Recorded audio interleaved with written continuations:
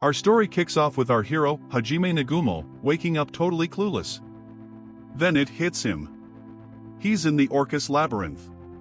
This place is deeper than a philosopher's thoughts, so he has to climb his way out. First mission for this ugly loser. Find some stairs. As he's wandering around, our boy spots a bunny. Ah, cute. But then some wolves charge the rabbit and bam, the bunny absolutely wrecks them. Our hero is stunned. It's a killer rabbit. As the fluffy menace hops towards him, ready to send him to the shadow realm, a giant bear appears out of nowhere and just decapitates the rabbit with one swipe. Nom nom. Time for Mr. Bear. Hajime, being the brave hero he is, bolts. But the bear eats some magic claws at him, slicing off his arm. Ouch. Screaming like a baby, he uses his transmutation spell to build a wall. While the bear smashes through it, our one-armed clown dives into a cave and passes out from blood loss. He wakes up to see a divine crystal above him, a magical rock. He remembers reading about it in the library. This baby can heal wounds and lift curses. He then realizes the bear is still camping outside his cave. Bummer. He gets all emo, remembering how he ended up in this dump. Back in school, the commander told everyone to stick together like glue in the Orcus Labyrinth. They learned how to clear floors and fight monsters. But surprise, surprise, Hajime was the weakest link in the class. A total scrub. Everyone told him to hit the gym. Then some girl was staring at a huge crystal on the ceiling.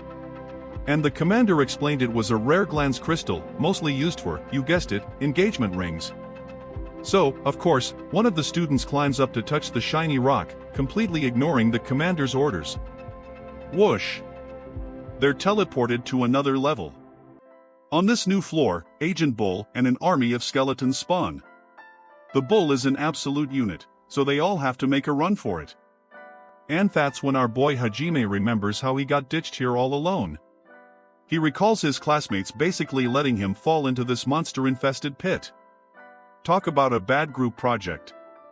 Our hero declares, I want to live. I want to go home. He's also super thirsty and hungry. Then this ugly boy gets real mad, drinks from a puddle, yuck, and vows to kill anyone who gets in his way. He'll even eat monsters if he has to. Cut to him luring some wolves into a pit dug. He chucks rocks at them so they can't escape, and then skewers them with his spear. We then see him eating the wolves, complaining that it tastes disgusting. Suddenly, he starts screaming in agony because, plot twist, humans can't eat monster meat. His hair turns white and his body gets a full internal makeover. He realizes he's only alive because of the divine water from that puddle. Otherwise, the monster meat would have been a one-way ticket to the afterlife. The pain subsides and he feels lighter. He checks his stats and holy smokes, his power level is over 9,000. He can now manipulate mana without chanting spells. Our boy figures out he got these new cheat codes from eating monster meat. Next thing you know, he's manipulating rocks, turning an explosive one into bullets. And with another type of rock, he crafts himself a freaking gun. To test his new toy, he spots a rabbit and pop. One shots it right in the head. He names his new pistol Donner. After chowing down on the rabbit, he realizes he's absorbed its abilities. Now he can teleport and glide through the air. Wheat, time for revenge. He goes after the bear that took his arm. Using his new bunny hops, he jumps around, shoots the bear, and slices off its arm. Then he eats it. Savage. After that, he finishes the bear with a headshot. Our hero declares he's going home and will murder anyone who stands in his way. Scene chain. We see an-act girl trapped inside a cube. Weird. Back to Hajime, munching on a monster leg. He muses that this labyrinth has like 100 floors, but he has no clue which one he's on. Later, he's walking through a cave and runs into a giant lizard with the power of petrification. It spits acid at him, turning his lamp to stone and hitting his arm, which starts to wither. This clown hides behind a rock, but the lizard peeks over the top. Surprise! He throws a flashbang and shoots it. We then see a montage of him wrecking monsters on various floors, collecting their magic plates. Meanwhile, his classmates, who actually escaped, are talking to the king. The commander tells the king about Theglin's crystal on floor 20, which was a trap that teleported them to what was probably floor 65. Pope Ishtar chimes in, saying, floor 65 is the deepest anyone's ever gone. After that, the king requests that they don't talk about the hero who died. Obviously, they're talking about our boy since they think's monster food by now. A girl named Shizuku flashes back to when they lost him. The teacher had told Hajime to hold a wall, but it crumbled under the giant bull's strength. His classmates started blasting the bull with fire, but then Wheezy summoned shoot Hajime, clearly trying to kill him. Another girl, Kaori, tries to help, but it's too late. The teacher just knocks her out cold to stop her. Back in the present, Shizuku is with Kaori, who's still unconscious. While training with her sword, Shizuku remembers a classmate telling the story Pope Ishtar shared. The kid explained there are 3 races: humans, demons, and beastmen.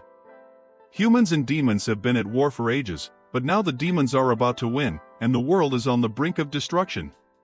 To prevent this apocalypse, the god of creation, Ahite, summoned heroes with great powers, them to save the kingdom. Everyone gets super hyped by the story and is ready to fight some demons. They all decide to join the war while their teacher yells at them not to. Back to the present, Shizuku is still training. A classmate named Hayama walks by muttering, "Nobody saw me. Nobody knows what I did." She calls out to him, and he jumps, startled. She asks him to rain with her, but he's like, "Nah, I'm good," and scurries away. Shizuku thinks he's acting super sketchy. She goes back to the room and Kaori finally wakes up. Shizuku tells her she's been out for 5 days and that almost everyone made it out of the labyrinth. Kaori starts bawling when she hears, "They couldn't save our protagonist." Scene change. Wheezy, our boy, training and sipping tea in the labyrinth, repeating his mantra about killing anyone who gets in his way. He comes across a massive iron door, but this clown never studied ancient doors. He tries to use transmutation to open it, but it's a total fail. All the noise he's making wakes up some stone-covered monsters. He quickly takes one out with a shot to the eye. He shoots another, but it puts up a magic shield, and the bullets just bounce off. Our hero dodges a swing from the monster, and it's just another day at the office for him. He shoots again, but the monster blocks the bullets with its arm like it's nothing. Finally, our boy manages to break Themonster's shield and finishes it with a shot to its weak spot. After the fight, he pulls some mana stones from Themonster's bodies. Turns out they're the keys to the iron door. He opens it and finds a spinning cube in the center of the room. Inside is the naked girl we saw earlier. She wakes up and begs for his help, but he just turns around and walks away, thinking it's probably a trap. This guy's got trust issues. The girl desperately says she'll do anything if he helps her. Still, he's not interested. Then she tells him she's there because she was betrayed. Hearing this, our hero stops. Betrayal. Been there, done that. He walks back and asks why she was locked up. The girl just stares at him for a moment, then reveals from a powerful vampire family. She says she was a princess who helped her people, but the ministers decided they didn't need her anymore. Since they couldn't kill her, they locked her in the cube. Our protagonist asks why they couldn't just kill her. She explains that she has rapid healing powers and can control mana directly. After hearing her story, he decides to help and tries to break the cube with his powers, straining himself to the limit. He manages to free her but is completely exhausted from using almost all his power. He asks for her name. She says she doesn't want her old name and asks him to give her a new one. He names her Yu. He explains that when he saw her blonde hair and red eyes, she reminded him of the moon. How poetic for this ugly boy. Yu loves the name and gives him a hug. But the tender moment is ruined by giant spikes shooting out of the ground. Our hero, ever the gentleman, shields her and takes the spikes in his back. Yue pulls them all out. They look up and see a giant scorpion with glowing red eyes. He tells her to put on his coat and get on his back. The scorpion drops down and Hajime opens fire, but the bullets do nothing against its tough shell. The scorpion shoots lasers from its pincers, which he dodges. He throws a bomb, but that doesn't work either. Then Yue looks at him and bites his neck to drink his blood because, vampire. The blood seems to reboot her powers. She starts lifting rocks from the ground with transmutation. After she's done drinking, she tells him his blood was delicious. Thanks, I guess. Yu forms a blue energy ball and hurls it at the scorpion, but using so much power at taunts, leaves her drain. Our hero tells her to do it again. Even though she's exhausted, he runs to distract the scorpion while Yue musters up another energy ball and hits its shell. He rushes in and shoots its weak spot. The scorpion drops dead instantly. Afterward, Yue asks why he didn't just run and leave her behind. He tells her that even though she was betrayed before, he would never do that to her. Later, we see him carving up the scorpion meat. He asks Yu how she's still alive since all vampires were wiped out in a war 300 years ago. He's shocked to realize she's over 300 years old. She explains that she doesn't age because of her regeneration powers, making her basically immortal. Yu tells him this labyrinth was built by rebels who betrayed the gods. They tried to destroy the world, failed, and hid in their labyrinths. She says the rebels now live in the depths of the Orcus Labyrinth. In the next scene, our boy is showing Yue his new sniper rifle, which he named Schloin. Seeing the weapon, she asks him how he ended up in the labyrinth and why he can manipulate mana. She keeps asking questions, why he eats monsters, what happened to his arm. So, he tells her everything. How the god hit summoned him, how his powers were trash, how a classmate betrayed him, and how he fell into the depths of the labyrinth. He explains that's why he started killing and eating monsters, which gave him his new powers. Yue starts crying over his sad backstory. He tells her he's not looking for revenge. He just wants to get strong enough to go home. Hearing this makes her sad because she has no home to return to. And then our hero offers to let her come with him to the human world. But then they hear a noise from behind the rocks. Cut to his classmates who are training and vowing to get stronger to go back into the labyrinth. Back to Hajime and Yu. They're being chased by a stampede of dinosaurs. He's carrying her on his back, but she's surprisingly calm, not scared at all. He notices the dinosaurs all have flowers on their heads. Yue thinks they're cute. Our hero remembers seeing a dinosaur rubbing its feet in a field of flowers earlier. Yu suggests something is controlling the dinosaurs through the flowers. They fall into a hole and land in a cave. Yu bites him again for another blood snack. But Hajime spots more dinosaurs, so they run and hide in a secret cave, which he seals with transmutation. As they explore, they find green bubbles floating in the air. He puts up a protective wall, but then he sees Yue is paralyzed. She tells him to run. Suddenly, she starts attacking him with magic, which he dodges. He realizes the floating bubbles are what's making her attack him. A plant woman appears, holding Yue and forcing her to attack him. Yue apologizes, saying she can't control herself because she's under the plant woman's spell. Then our hero gets a flower on his head, too. But the flower on his head just withers and dies. He starts laughing. Thanks to all the monster meat he's eaten, the plant woman's mind control doesn't work on him. Still, Yue keeps attacking. She tells him not to worry about her and to just shoot even if it kills her. He raises his pistol and fires, hitting the flower on her head perfectly. The bullet also rips off one of the plant woman's arms. After that, he finishes her off with a headshot, but then Yue gets mad and starts punching him because he didn't hesitate to shoot at her. Women, am I right?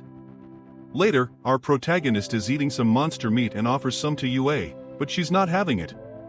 The only thing she wants is his blood. She takes off his coat, gets close, and starts drinking. Next scene, they're descending a staircase. He says they've finally reached floor 100 and need to be extra careful because this level is the most dangerous yet. They arrive at a giant door. He asks if she's scared. She says no because she's with him. They open the door and enter a huge hall with many towers. Yu says this is where the rebels are hiding. As they walk, a multi-headed dragon appears. One head breathes fire, another breathes ice. Our hero dodges. Yue flies up and unleashes a hailstorm while he shoots at the heads. They see a white head healing the others. He tells her to target the white one first. Yu attacks again, but it does nothing. He realizes a yellow head is for defense. Then a black head gets close to Yu and its power forces bad memories on her, nearly knocking her out. Just as the dragon is about to bite her, our hero saves her and throws a bomb. He creates a wall to hide behind. Yue wakes up terrified, having seen a vision of him abandoning her. He gives her a kiss and tells her they have to get out of there alive and go home. He says he's going to use the sniper rifle and asks her to cover him while he shoots since he can only fire one bullet at a time. Yu starts blasting the dragon with magic, but the blackhead closes in to mess with her mind again. This time though, she thinks about the kiss from our boy and the dragon's power fizzles out. Nice. She keeps attacking and the dragon tries the same trick on Hajime, but it doesn't work on him either. After that, our hero loads his rifle and snipes two of the dragon's heads clean off. Yue then unleashes a celestial blaze and completely obliterates the dragon, but she's totally drained. As Hajime approaches her, the dragon reappears now even stronger and blasts a massive beam from its mouth. Scene chain. Hajime jumped in front of Yue, taking the full hit. He collapses bleeding out as the dragon bombards him. Yue puts some divine water in her mouth and gives it to him. You know, the anime way. She tells him it's her turn to protect him and grabs his gun. She runs at the dragon and shoots it in the eye, but it swats her to the ground. Hajime hears Yue crying because she can't help him. This clown gets up, picks her up, and tells her to drink his blood because he needs her power to win. He blows up the ceiling, trapping the dragon under the rubble. Yue unleashes another celestial blaze, finally destroying the dragon for good. After that, our hero collapses from exhaustion. Yue lies down with him, telling him he did a great job. He says she did, too. Meanwhile, Professor Aiko is furious that Pope Ishtar sent the students back into the Orcus Labyrinth. Inside, Sari is still moping about Hajime's death. Her classmates try to cheer her up, but the commander tells them to get a move on. Cut to our boy sleeping in a bed with Yue sleeping next to him. He wakes her up and she hugs him, relieved he's okay. After that, our hero asks where they are. She tells him they're in the rebels' hideout. Yu explains how they got there while he was knocked out cold. After the giant door opened, she carried him to this place, put him in bed, and gave him divine water. Then our boy asks the important question, why am I naked? Yue. They're ready to take down Behemoth. The whole squad, now powered up, attacks the giant bull and manages to break one of its horns. The bull leaps to attack, but a girl puts up a magic barrier. The bull's strength starts to crack it, but Kaori uses her powers to reinforce the shield. The bull stumbles and everyone unleashes their powers, finally killing it for good. They're all hyped about their first real team victory, but Kawi is off by herself. Shizuku approaches her, but Kawi just lies and says she's not thinking about anything. Back to our boy. Oscar Orcus tells him he'll grant him his powers, hoping he'll use them for good. Then Oscar fades away, leaving Hajime totally confused. He gets a massive headache as new knowledge is basically downloaded into his brain. He tells Yue he's got a new skill, creation magic, which lets him make any object. He says he'll teach her how to use it. Later, our hero falls asleep while Yue practices her new powers. In another scene, while this ugly loser is taking a bath, a naked Yue casually walks in and joins him. He's like, I wanted to bathe alone, but then asks her to at least cover her chest. She tells him she wants him to look at her, but our boy gets all flustered. Yue gets right in front of him and says she's all his. She hugs him, but he's just a blushing mess. We see them spending time together, and he shows her the powers of the ring he took from Oscar's skeleton. Our hero has used his new powers to make himself a cool metal arm and some new weapons. Yu puts a patch over his missing eye. He offers her Oscar's ring, but she's not ready to use it yet. We see Yue feeding him and then he puts the ring on her finger. Later, they're standing in the teleportation circle. He tells Yue he's been there for 2 months and that he's now more powerful than anyone on the surface. He declares that together they'll cross the entire world and poof, they teleport. Scene change. A bunny girl is being chased by a two-headed dinosaur. She scrambles up a rock to escape. Just then, Hajime and Yu appear from the teleportation circle and blast the dinosaur, which immediately runs away. They're thrilled to be back on the surface. But as they're about to kiss, the bunny girl runs over. Hajime and Yu just look at her like she's a useless clown and start to walk away. But she begs them to help save her family, hugging his leg. Yu grabs her bunny ears to pull her off. He ignores her and keeps walking, but the two-headed dino comes back. The bunny girl yells at them to run. Instead, our hero just shoots each head once and the dino drops dead. The girl is shocked at how easily he killed it. He tells her to let go of his leg and bonks her on the head. She introduces herself as Shei from the Halia tribe. She says if they don't help, her tribe is doomed. He agrees to hear her story and she gets all emotional, wiping her tears on his coat, which earns her another bank. She's like, "Why would you hit a beauty like me?" He gets mad and says, "Don't even go there. Yue is 100 times better than you." Shei checks herself out and claims she has a better body than Yue. Big mistake. Yui gets pissed, her energy flaring, and tells the bunny girl to say her last words. Cut to Shei telling her story. She explains that demi-humans can't usually manipulate mana, but she can. She has special monster-like powers, including seeing the future, which is how she knew they were coming. After her story, our hero uses the ring to create a motorcycle. Shei begs him to save her tribe, but he's like, "What's in it for me?" Yue suggests they take her along as a guide. Shei gets excited and tries to hug Yui, who just freezes her solid with ice magic. Cold next, we see the three of them riding the motorcycle towards the tribe, which is being attacked by dragons. So, what does our hero do? He grabs Shei and yeets her into the air to bait the dragons, then shoots them all down. She complains that he's being too rough. After that, Hajime and Yue proceed to absolutely demolish all the monsters attacking the bunny tribe. Shei thanks them, saying her people can finally sleep peacefully. Our boy just says all he wants is to go home with Yue. The tribe members then ask Hajime and Utat Rain them to be stronger. We see a training montage, but they're super weak and sensitive, getting emotional over a single flower. This clown gets fed up and tells them if they don't start hunting monsters, he'll hunt them instead. Later, Yui and Shei are sparring. But Shei is thrilled she managed to land a single scratch. She runs to tell Hajime, then asks if she can join their journey because she's in love with him. Just then, the tribe members return, announcing they've killed all the monsters. Their voices are deeper. They've clearly leveled up. They arrive at a great ancient tree and find a rock with Oscar Orcus symbols on it. They figure it's another one of his labyrinths. Hajime uses the ring and the rock lights up. He tells the Tribathy VE fulfilled their deal. He taught them to fight, so now he and Yue are going into the labyrinth alone. The tribe wants to come, too, but he tells them they need to keep training. Shei then has a flashback to her mother telling her about a new monster in the forest, a white shadow that disappears instantly. Her mom also said she would one day meet others with powers like hers. Back in the present, Sha is in the forest with Hajime and Yu. We see another flashback where Shia won a bet against Yu, which is why she's now allowed to travel with them. Scene chain. Sha finds the labyrinth entrance. They hear a noise and Hajime starts shooting, which scares Shei so much she wets herself, lol. They find out the noise was from a stone tablet controlled by Meidi Raisen. Shei smashes it with the hammer Hajime made for her. They walk down a hallway, but our hero steps on a pressure plate and giant stone balls come rolling at them. Yu tries to use her magic, but it's nullified here.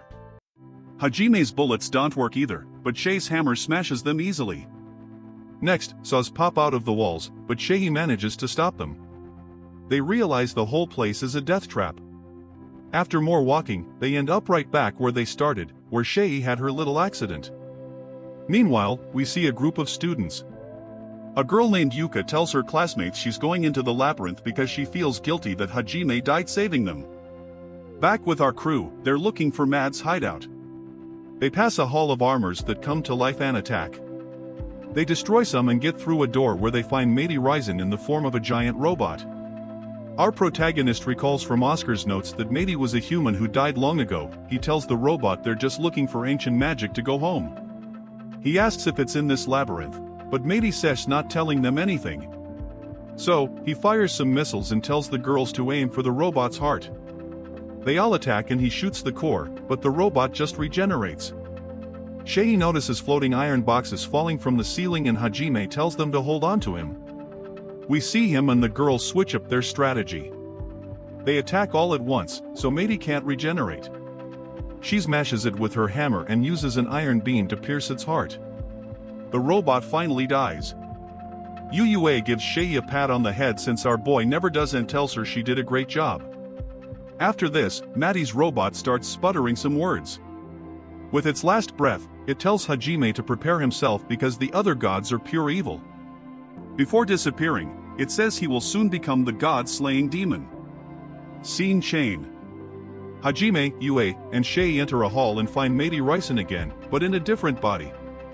Shay is pissed, thinking she was already dead, and whacks her with the hammer. Matey gives Hajime a ring for clearing the level, but he demands something more valuable that he picks her up and shakes her until a bunch of valuables fall out.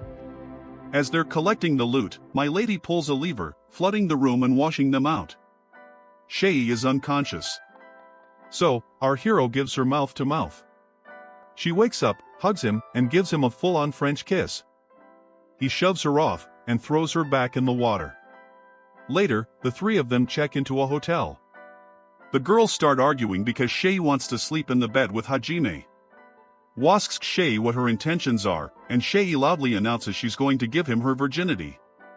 Everyone in the lobby stares. Our protagonist just pulls out his gun and starts firing into the air. Next, we see them talking to a man named Ilwa, the head of the Furine Adventurers Guild. Ilwa tells them he was looking for them. Apparently, they're the only people who've ever made it through the Rising Gorge. Ilwa says he has a job for them. Rescue Will, the son of Count Qdata, who got lost in the forest with two men. Hearing this, our hero agrees to rescue Will, but on one condition: Ilwa owes them a favor to be called in whenever they need it. Ilwa immediately agrees.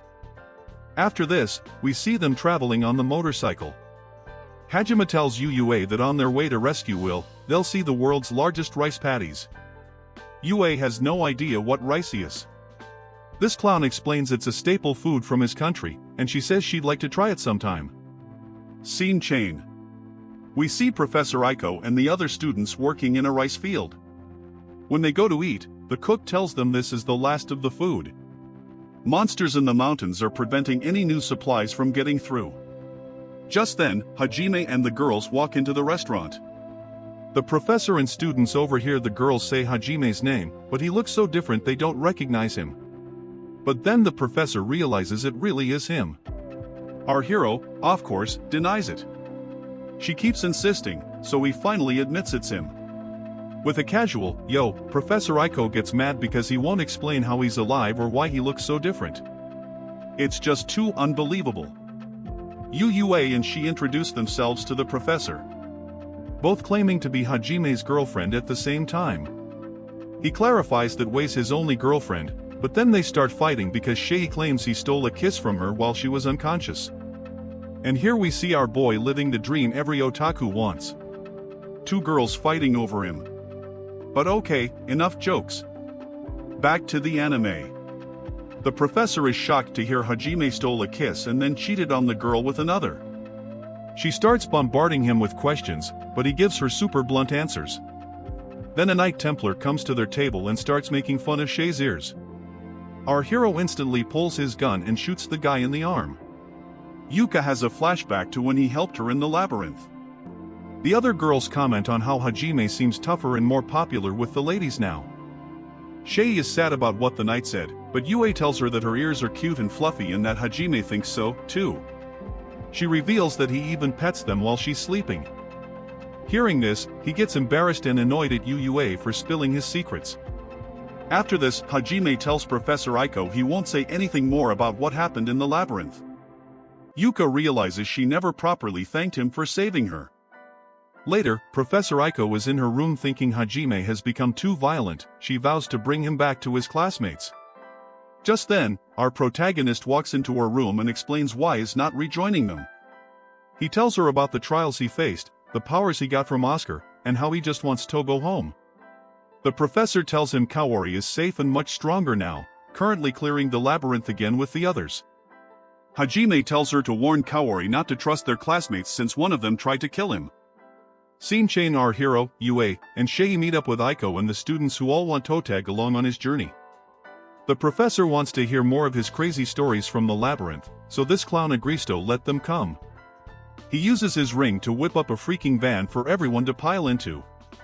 As they're driving, Professor Rico falls asleep on his arm. UUA gets a little jelly and says she wants to sit next to him on the way back, but she chimes in saying she wants a turn, too. Our boy sends out some drones he made to track people. They find a giant crater with massive footprints. Yuka tells him there's a huge monster behind the mountains. They climb up and find a waterfall. Hajime senses someone is there. UUA, like a total boss, parts the waterfall in two, leaving the girl speechless at her power. Inside the cave, they find the young man. Will passed out. Hajime tells him the Adventurers Guild sent him. Will wakes up and explains that a horde of monsters cornered them and killed his companions. He feels guilty for being the only survivor, but our hero grabs him by the collar and tells him not to feel bad for living. He needs to suck it up and move on. As they leave the cave, a black dragon attacks. Hajime creates a shield with his ring, but the dragon's power is intense. UUA blasts it, knocking it to the ground, and Shay follows up with a massive hammer strike. The girls think they won, but the dragon is totally fine and attacks again. Hajime shoots it, but the dragon fires a blast at Will.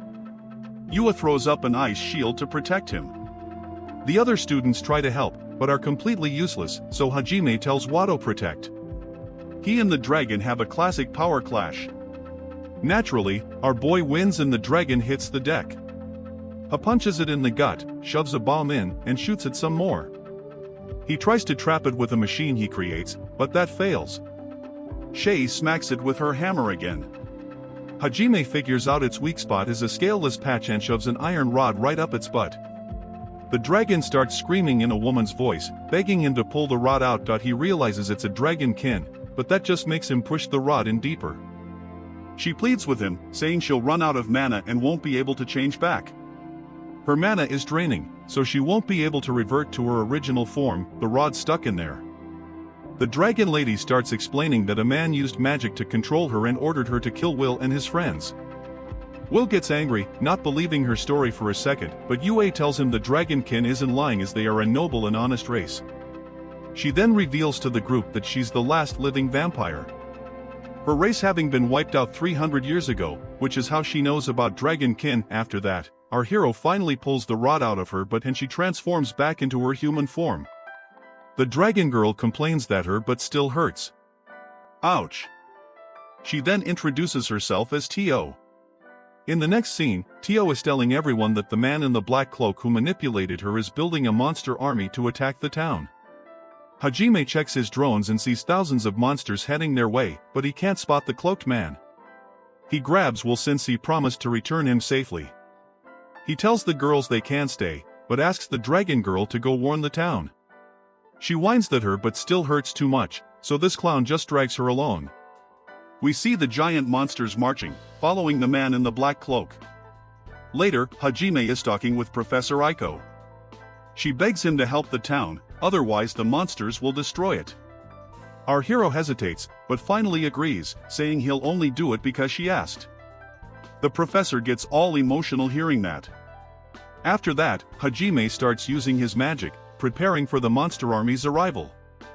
We see everyone helping the townspeople, giving them food, and evacuating women, children, and the elderly onto boats since they can't fight. Shay gets all pouty because the dragon girl is crushing on our hero and wants to feed him. He, of course, dodges that bullet. Later, Hajime is watching the man in the black cloak on his drones when Professor Aiko asks if she can help. He tells her everything is ready for the army and not to worry because it'll all be fine. Later that night, our hero is prepping his weapons when Yuka approaches to thank him for helping her before. This clown doesn't remember, so she explains he saved her back in the labyrinth. As she's leaving, he tells her she's got guts and to not die. After she's gone, the dragon girl pops out from behind a tree and asks to talk. He ignores her. Tio thinks he's playing hard to get to turn her on. Seriously, she then offers to join his journey, promising to give him her body in return. Meanwhile, Yue and Shay are watching from a distance. Shay calls Tio completely insane, and Yue agrees, but admits she could be useful in a fight. Later, our hero and the girls are waiting for the army. He tells the townspeople to fight for the goddess of agriculture, Professor Aiko. Basically, just to hype them up. Tio then announces that Hajime proposed to her because he gave her his ring. He corrects her, saying he just lent it to her to boost her dragon power. Then the battle begins. Hajime and the girls unleash hell with cannons, machine guns, and tons of magic. Seeing they're winning, the townspeople start chanting the goddess of agriculture's name, much to Aiko's confusion. As the townspeople chant her name, we see Hajime and Uliying waste to the army. The man in the black cloak sends his dragons after them, but our hero deletes them with ease. Tio hits her power limit and their ring shatters, causing her to pass out. Hajime runs out of bullets, so he and Shay hop on the bike and charge into the army while Yue launches a dragon-shaped spell. He and Shay start wrecking monsters, giant pigs, gorillas, skeletons, and wolves. The gorillas start to flee, and Hajime finally reaches the man in the black cloak and lands a perfect shot. Scene change. Hajime and Shay are walking back and he's dragging the cloaked man behind him. Professor Aiko tries to get him to talk. It's revealed the guy is Shimizu, one of her students. He confesses he did it all because the demons recognized his worth. He says he went to the mountains to catch a monster, but ran into demons and made a pact with them. The deal was to kill Professor Aiko. The professor, being too nice, forgives him. But at that moment, Shmeza grabs her and holds a poison-tipped needle to her neck, telling everyone to drop their weapons. Suddenly, a demon on the mountain fires a blast that pierces both Shay and Shizu. As he falls, Shmeza stabs the professor with the needle. A Jaime shoots at the demon, but it escapes on a dragon. Shay is on the ground, wounded. Our hero runs to give her divine water, but Shay tells him Aiko needs it first. The professor is turning blue from the poison, so our hero gives her the divine water mouth to mouth, making her blush like crazy. He then pours some on Shay's wound. Shmezu is on the ground begging for help. Aiko asks Hajime to give him some divine water as she swore to protect all her students. But our hero doesn't trust him and just shoots him. Scene change. The girls realize Hajime shot Shimizu because he wouldn't have survived anyway.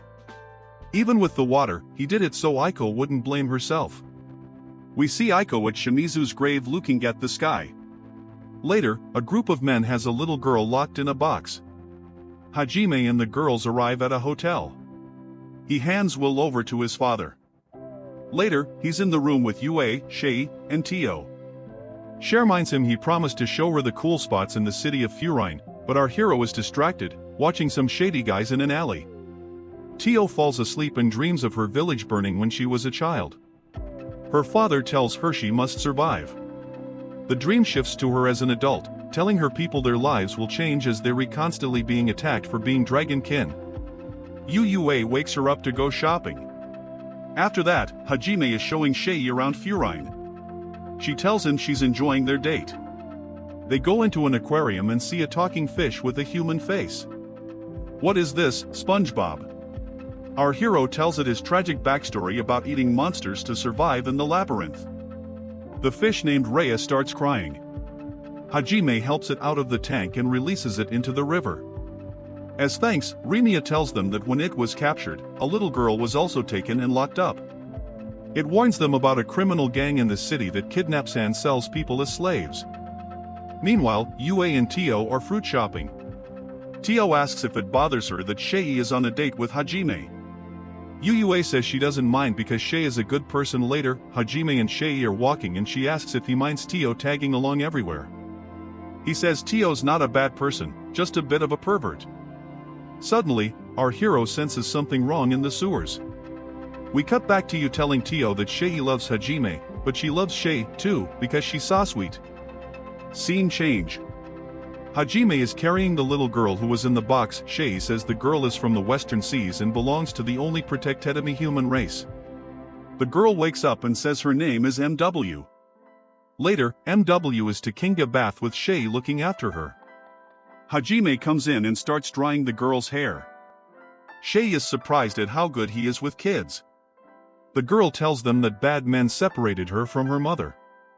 Hajime tells Shay these must be the same guys the fish mentioned, meaning they were going to sell her as a slave. He tells Mu they'll take her to city guards to help her get home, but the girl wants to stay with them, calling them her big brother and sister. Our hero leaves her anyway. He leaves the girl with the police and she's left crying as he and Shay walk away. Cold man. As they're walking, they hear an explosion at the police station. They rush back to find it destroyed. The criminals left a note saying if Hajime wants the girl back, he has to hand over Shay. They meet up with Yue and Tio and go after the girl. The four of them start tearing through the bad guys across the city. Shia and Tio rescue more kids the gang had locked up in the sewers. Meanwhile, the boss has Mew again and is about to hit her with a club, but our hero swoops in, kicks the guy, and shoots him. Mu sees her savior and runs to hug him. He picks her up and flies into the air. From above, they watch Yue destroy the criminal's hideout with her dragon-shaped power. Hajime brings MW to Yu and introduces her as his girlfriend. Yu hugs the little girl and tells her she did a great job. Hajime tells the girl his name, but she hugs him and says she's going to call him Papa since she's never had a father. Heddles her not to, but she insists. Then Yui, Sha, and Tio all tell him they want to have a baby with him.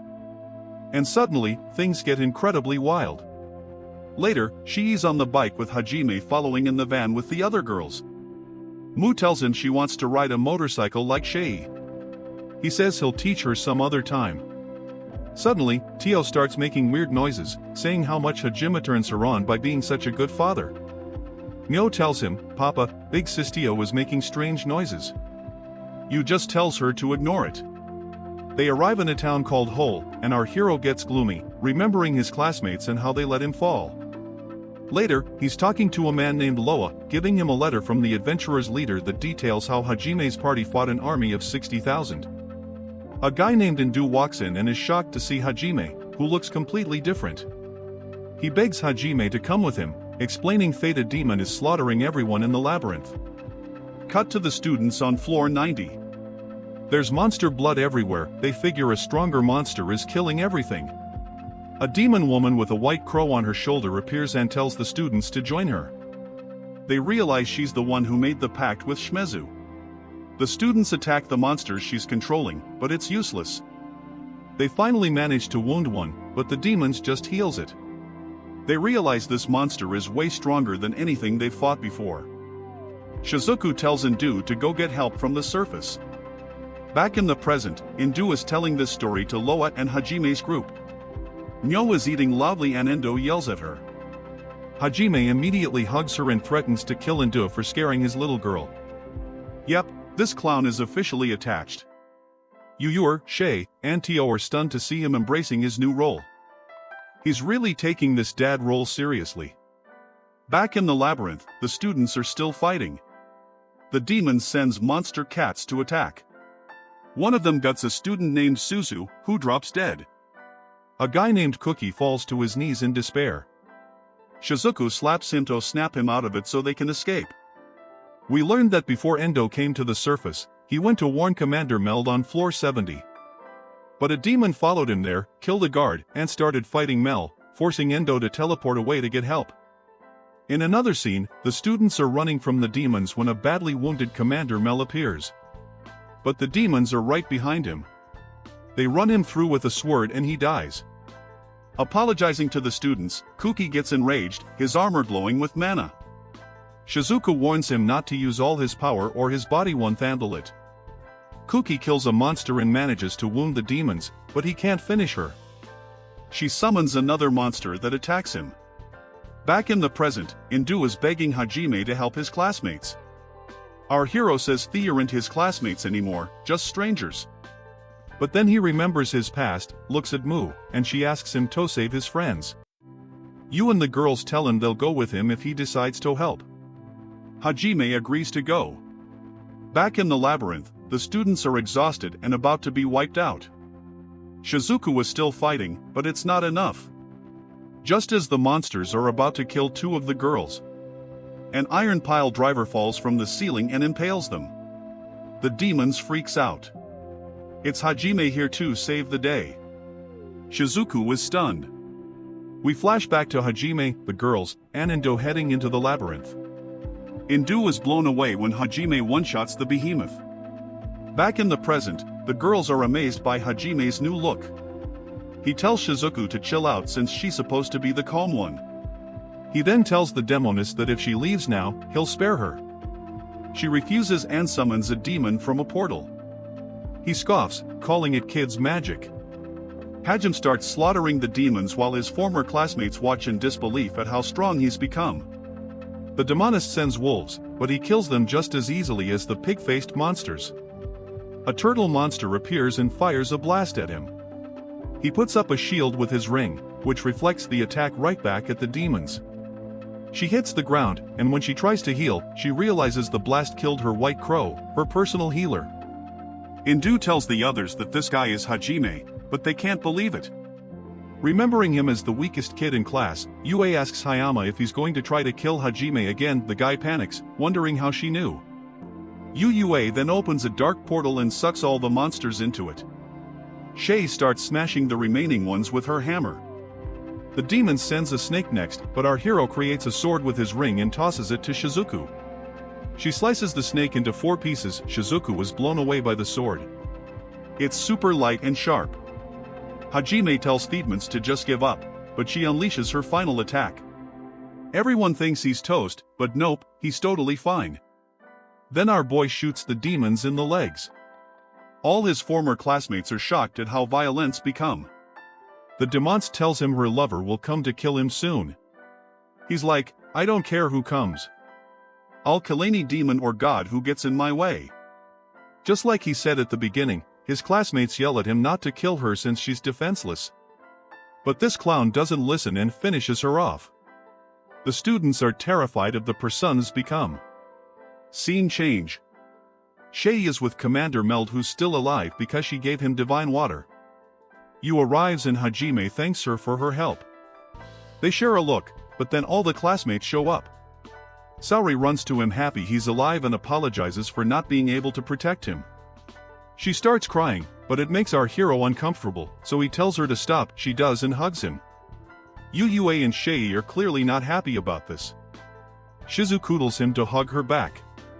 Later, the group is walking out of the labyrinth, but Kuki won't stop arguing with Hajime for killing the defenseless demons. Our hero points his gun at Kuki, saying he doesn't care if they were friends before. He won't hesitate to kill him. He says he only helped because he owed a favor to Kaori. After that, they exit the labyrinth to find the entire kingdom's army waiting, thinking they'd need more help. Later, Hajime is with Mune the girls when Kaori approaches and confesses her love for him. He tells her he's in love with Yue, but she says she wants to join their journey anyway. Yue surprisingly says Kaori can come, confident that Hajime only has eyes for her. Then, Kaori grabs our hero by the collar, demanding to know why the little girl calls him Papa. He tells Yue it's a bad idea to bring Kaori along. Yue insists it's a great idea since they'll be stronger together. Scene change. Shizuku tries to return the sword, but he tells her to keep it since she helped him out. They share a moment, but then Yu and Kaori show up, so they awkwardly say they were just talking. Later, as Hajime's group is about to leave, Kaori says goodbye to Shizuku and her friends. We see them in the van and our hero declares he'll find his own way and kill any enemy, even if they're goddesses.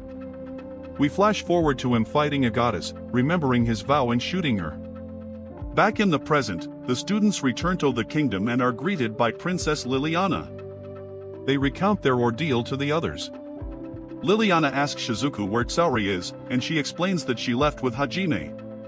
Liliana then asks about him, and Shizuku says he's changed a lot. Lost in thought about him. Later, our hero and the girls are driving through a desert. Kaori tells MW that Papa Hajime is amazing. But our boy snaps at Kaori, telling her only MW can call him that. Yue and Kaori start arguing over who knows him better. Kaori claims she does because they were classmates. But Yue fires back that she knows what he likes in bed. Oof, burn. Mu jumps in, telling her big sisters to stop fighting. Shay gets annoyed and yells at them not to fight in front of the kid. Tio then casually rests her chest on Hajime's head and points out giant sandworms ahead. As the worms chase the van, he tells Tio to get her boobs off him, but then Kaori puts her face in his lap. Yue and Shay immediately start yelling at Kaori for trying to make a move. The girls all start fighting over him. This clown finally whips out the van's big gun and blasts the worms. Afterwards, they spot a man lying on the ground. They get out and see he's suffering from mana overload. Kaori uses the ring Hajime gave her to drain the excess mana, but says it's only a temporary fix. The man wakes up, sees Kaori, and thinks he's died and gone to heaven because he's looking at a goddess. They take him into the van, and he introduces himself as Biz, son of the Duke of Ankaji. He explains that his town is in trouble. A poison in the water is causing people to collapse from mana overload. The young man explains the only cure is a crystal called Stillstone found in a volcano. But anyone who tries to get it collapses from the poison. Biz begs Hajime and the girls for help. MW looks at our hero with puppy dog eyes and asks him to help the nice man. He agrees and the girls get excited for a new adventure. Scene change. We meet the demon general Freed in Mail. They're pissed that an army of 60,000 monsters was defeated by our hero who also killed the demons Katlia. Freed declares he's going to the volcano to get new magic to become stronger and avenge Katlia. Back with our crew, they arrive in Ankaji. It's a beautiful town, but the streets are deserted. They go to the Duke's palace, and everyone is amazed when Yue uses her powers to create a whole new unpoisoned river. Exhausted, she bites Hajime's neck for a blood refill, and they share a kiss. Suddenly, our hero detects something and starts throwing bombs into the river. A water monster emerges, the source of the poison. It shoots water jets, but Yue freezes them solid, and Tio follows up with a fire blast. Hajime shoots the monster and it disappears back into the river. The Duke thanks them profusely, but our boy tells him he'll be sending a bill for his services later. In the next scene, Kawi is tending to the sick. The Duke announces that the river is clean and that Hajime's party is going to the volcano and the girls are heading to the volcano to find the Stillstone and cure the sick. As they're about to leave, Kaori tells Hajime she's staying behind to look after the sick and Mew. But then MW asks if he's going to kiss Kaori like he kissed Yue at the river. Kawi gets flustered, grabs our hero by the collar, and demands to know why he kissed Yue when they were just working. Yu just licks her lips smugly. Scene change. Hajime and the girls arrive at the volcano. Feeling the intense heat as they climb. At the entrance, he asks if they're ready. They all say yes. Inside, they find a few still crystals, but not enough. He says they need to go deeper. Soon they run into a monster that spews lava at them. Yue opens a dark portal and makes the lava vanish. Shei smashes the monster with a new hammer Hajime made for her. They find a cave full of steel stone, but he tells them they have to clear the labyrinth to get it. The heat starts getting to Shei and Yue tells her to control her mind, but then Yue starts hallucinating too. Our hero decides they need a break. In a cave. He asks you to make an ice block since the heat is messing with their heads. As she does, Tio opens a portal that blows cool air. She explains the heat is a trial, a common feature in these labyrinths, but our protagonist gets distracted, staring at Tio's chest. Then he notices Yue's shirt button has popped open, and she asks him to wipe her sweat. Later, they're on a boat he made going down lava falls. Yue uses her powers to steer. They reach the Guardian's lair and are immediately attacked by fireballs. Our hero and the girls dodge the attacks. Lava serpents appear, breathing fire. He loads his guns with special bullets and starts blasting them. The girls join in, but the serpents just keep respawning. They realize they have to destroy the crystals on the walls to stop them for good. Tio and Shei use their powers to destroy more monsters, but tell Hajime they expect our ward later. He gets all flustered and tells Yue he has no idea what they're talking about, but Yue just says she wants her reward, too, and unleashes lightning that fries several serpents. Tio and Shei get bummed that Yue is winning the battle for the reward. He keeps shooting, but then a blast hits him from above. The girls scream in panic. We see our hero falling into the lava, but Yue catches him with her magic. She gives him divine water, but he doesn't wake up. She flashes back to when he saved her. And when they fought the Hydra, Tio yells at her to look up as lightning rains down on them. They put up power shields. They hear a voice and looking up they see the demon Freed with a bunch of dragons. Freed explains he killed Hajime because he was too big a threat to the demons. Having learned too much of their magic, he had learned too much about demon magic, But just then, our hero wakes up and tells the demon to have some manners and introduce himself properly. The girls are overjoyed that he's alive and well. The demon states his name and declares a follower of God who will kill anyone in his way. Our hero retorts, "Hey, that's my line," and opens fire.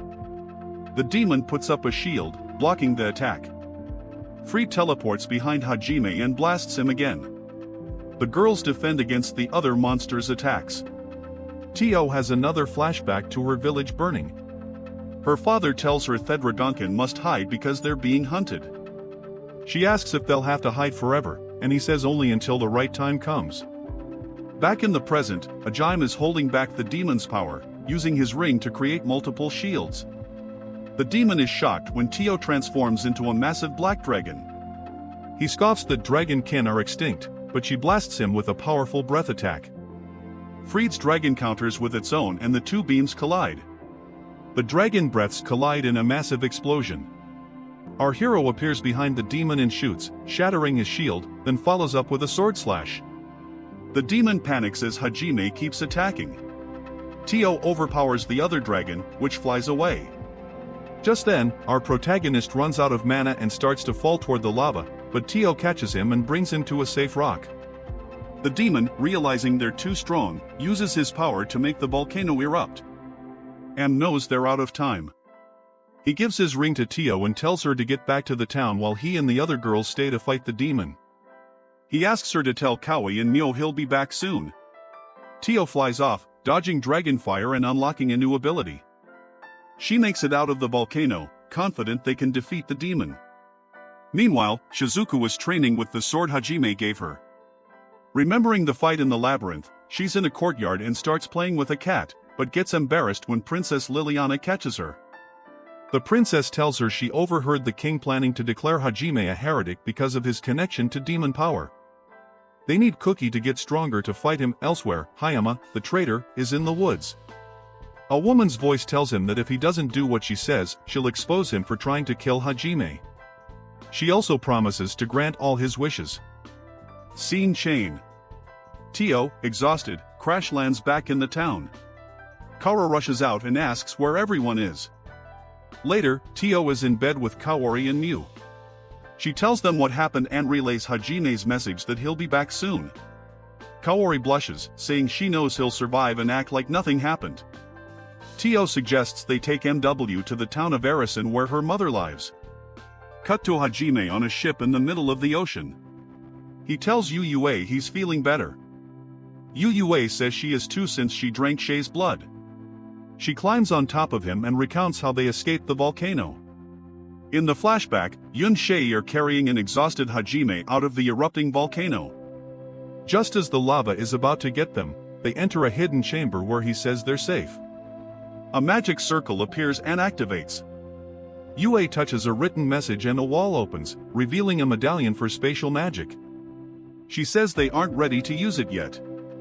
Hajime says they'll escape in his ship he built. He creates a barrier to protect them from the heat as they board. On the ship, he loses control and tells them they'll just have to go wherever it takes them. The girls hug him, vowing to stay with him to the end. The volcano launches the ship into the sea. Sharks attack, but Hajime destroys them with the ship's guns. More sharks come, but they're out of ammo. He tells Yuyue to drink his blood, but she says she can't drink anymore from him because he's too weak. Offers blood instead. Back in the present, Sha is recovering in bed. Hajime and Yu are lying naked on the deck of the ship. She tells him she drank a lot of blood, so Shei will be out for a while, but just then Shei appears and gets angry seeing them naked. He asks how she's feeling, but she's mad that he's acting so casual. Later, they're eating fish when some fishmen jump out of the water. Our hero chokes on his fish. The fishmen are terrified, thinking they've come to steal their children. Hajime finally swallows his food and asks if they're talking about MW. One of the fishmen attacks Shei, but our hero smacks him with his fish. He looks up and sees Mew falling from the sky with Tio and Kawi, yet he leaps up and catches her, telling her never to do something so dangerous again. Kawi hugs him, but then Taya shows her boobs in his face again. Later, they arrive in Arisen, the city on the sea where Mu was born. Hajime clears up the misunderstanding with the fishmen leaders. Nyo leads him by the hand to her house where she's reunited with her mother. The mother apologizes for not protecting her. Nyo sees her mother's injured leg and tells Hajime to help. Her mother is surprised to hear Miyu call him Papa. Our hero carries the mother inside so Kaori can heal her leg. It turns out she was injured when the kidnappers took Mu. Saori heals her but says she needs to stay for a few days to monitor her. After that, the mother asks him to our hero how they met their daughter and why Mu calls him Papa. He explains the whole story of how he saved her and why she calls him that.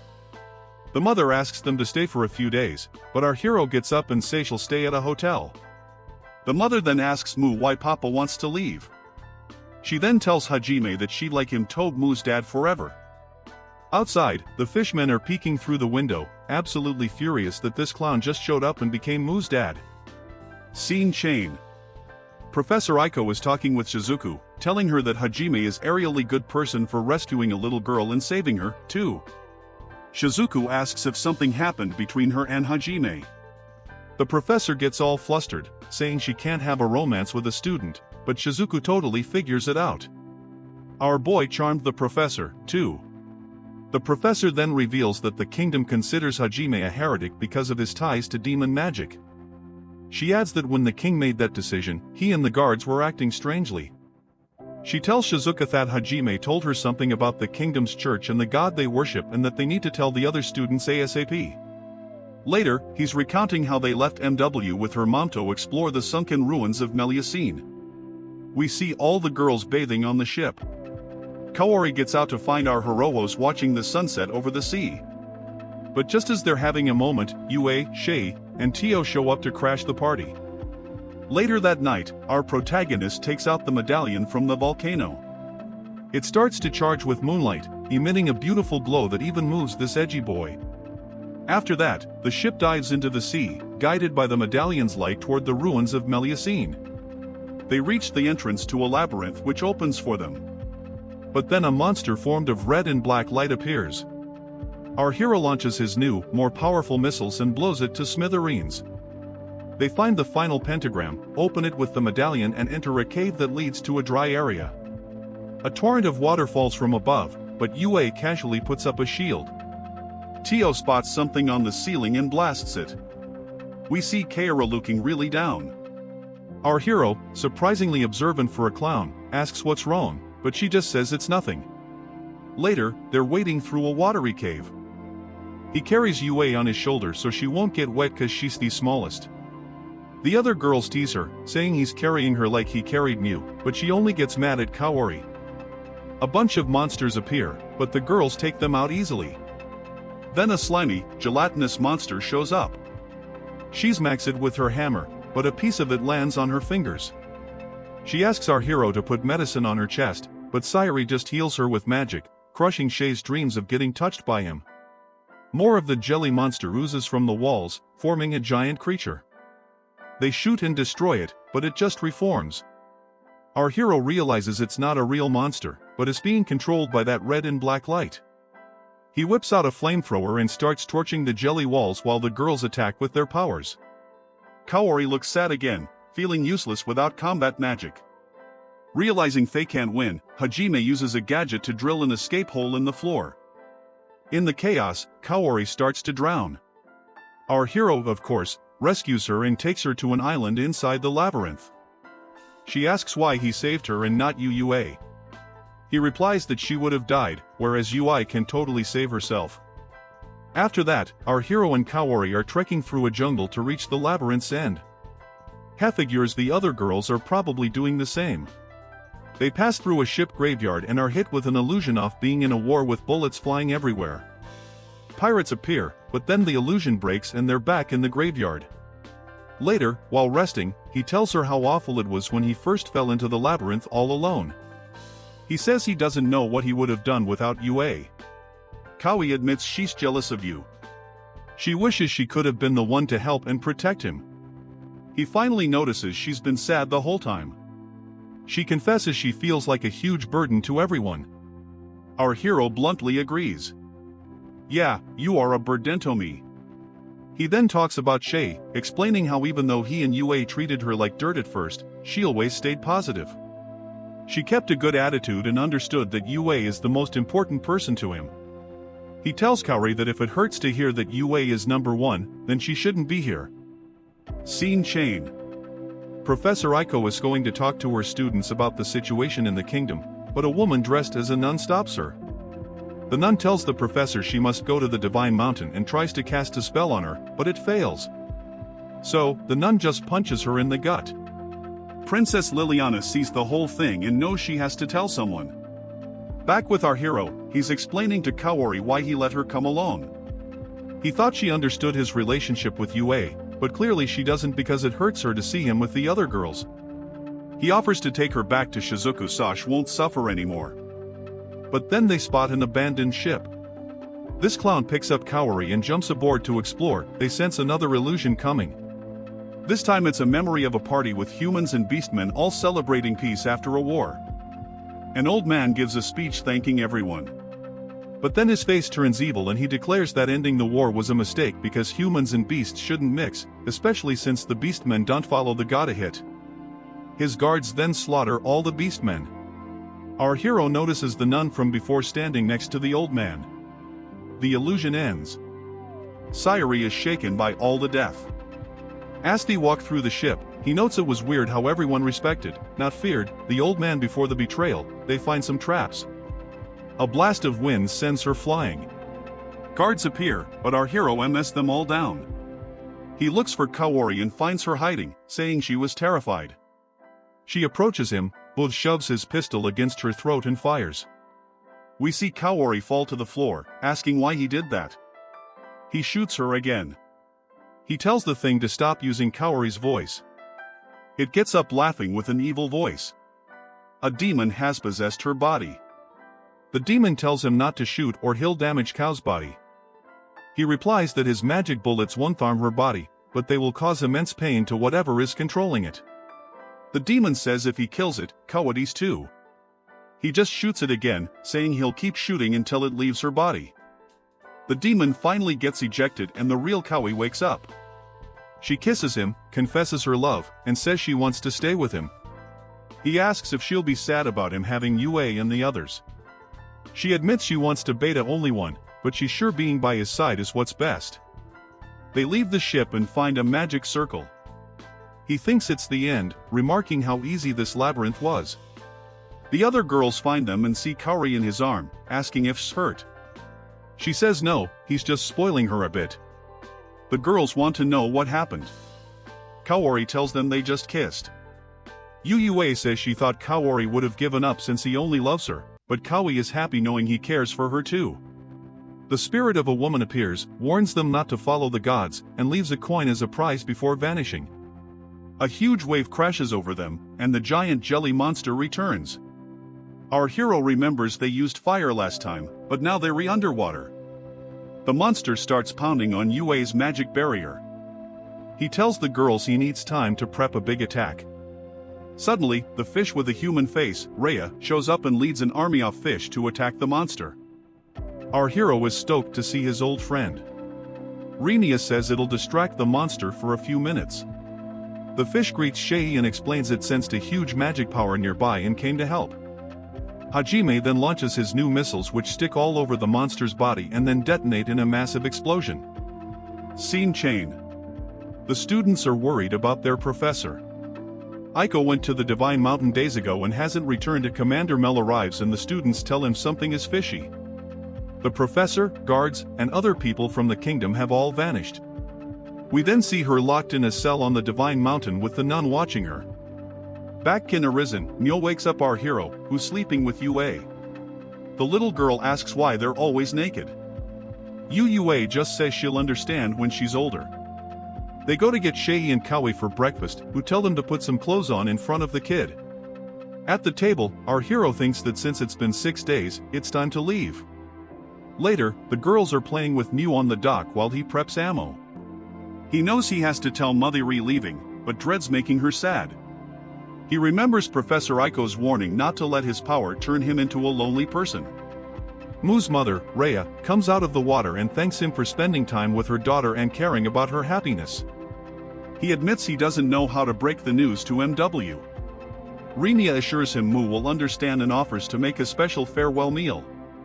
Uua and Carrie notice them talking closely and come over to eavesdrop. After that, Rama and the girls start playing around, throwing their swimsuits at our hero. But in a different scene, he tells Mu they have to leave soon, and the little girl immediately starts crying.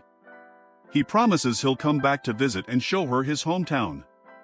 Myo asks if her mom can come, too. Awkwardly says yes, if her mom wants to. Rama chimes in that she'd love to go with her husband and daughter. The girls are shocked she called him husband. Later, they're saying their goodbyes. Mu gives Hajime and the girls good luck charms. Scene change. Princess Lilianace running through the city to warn her friends. On the Divine Mountain, the nun has the kingdom's guards under her spell. Aiko asks what she plans to do to her students. The nun replies that everything will be as her leader wishes, adding that she's waiting for our hero. We see the demon-freed Bagua with a massive monster army ready for battle. In the Kingdom of High, Commander Meld says something is wrong at the castle. The guards and people are acting strange. A guy named Jose tells him he saw a large number of guards being enchanted. Meld tells him to find all the mages who know dark magic and prepare a counterspell.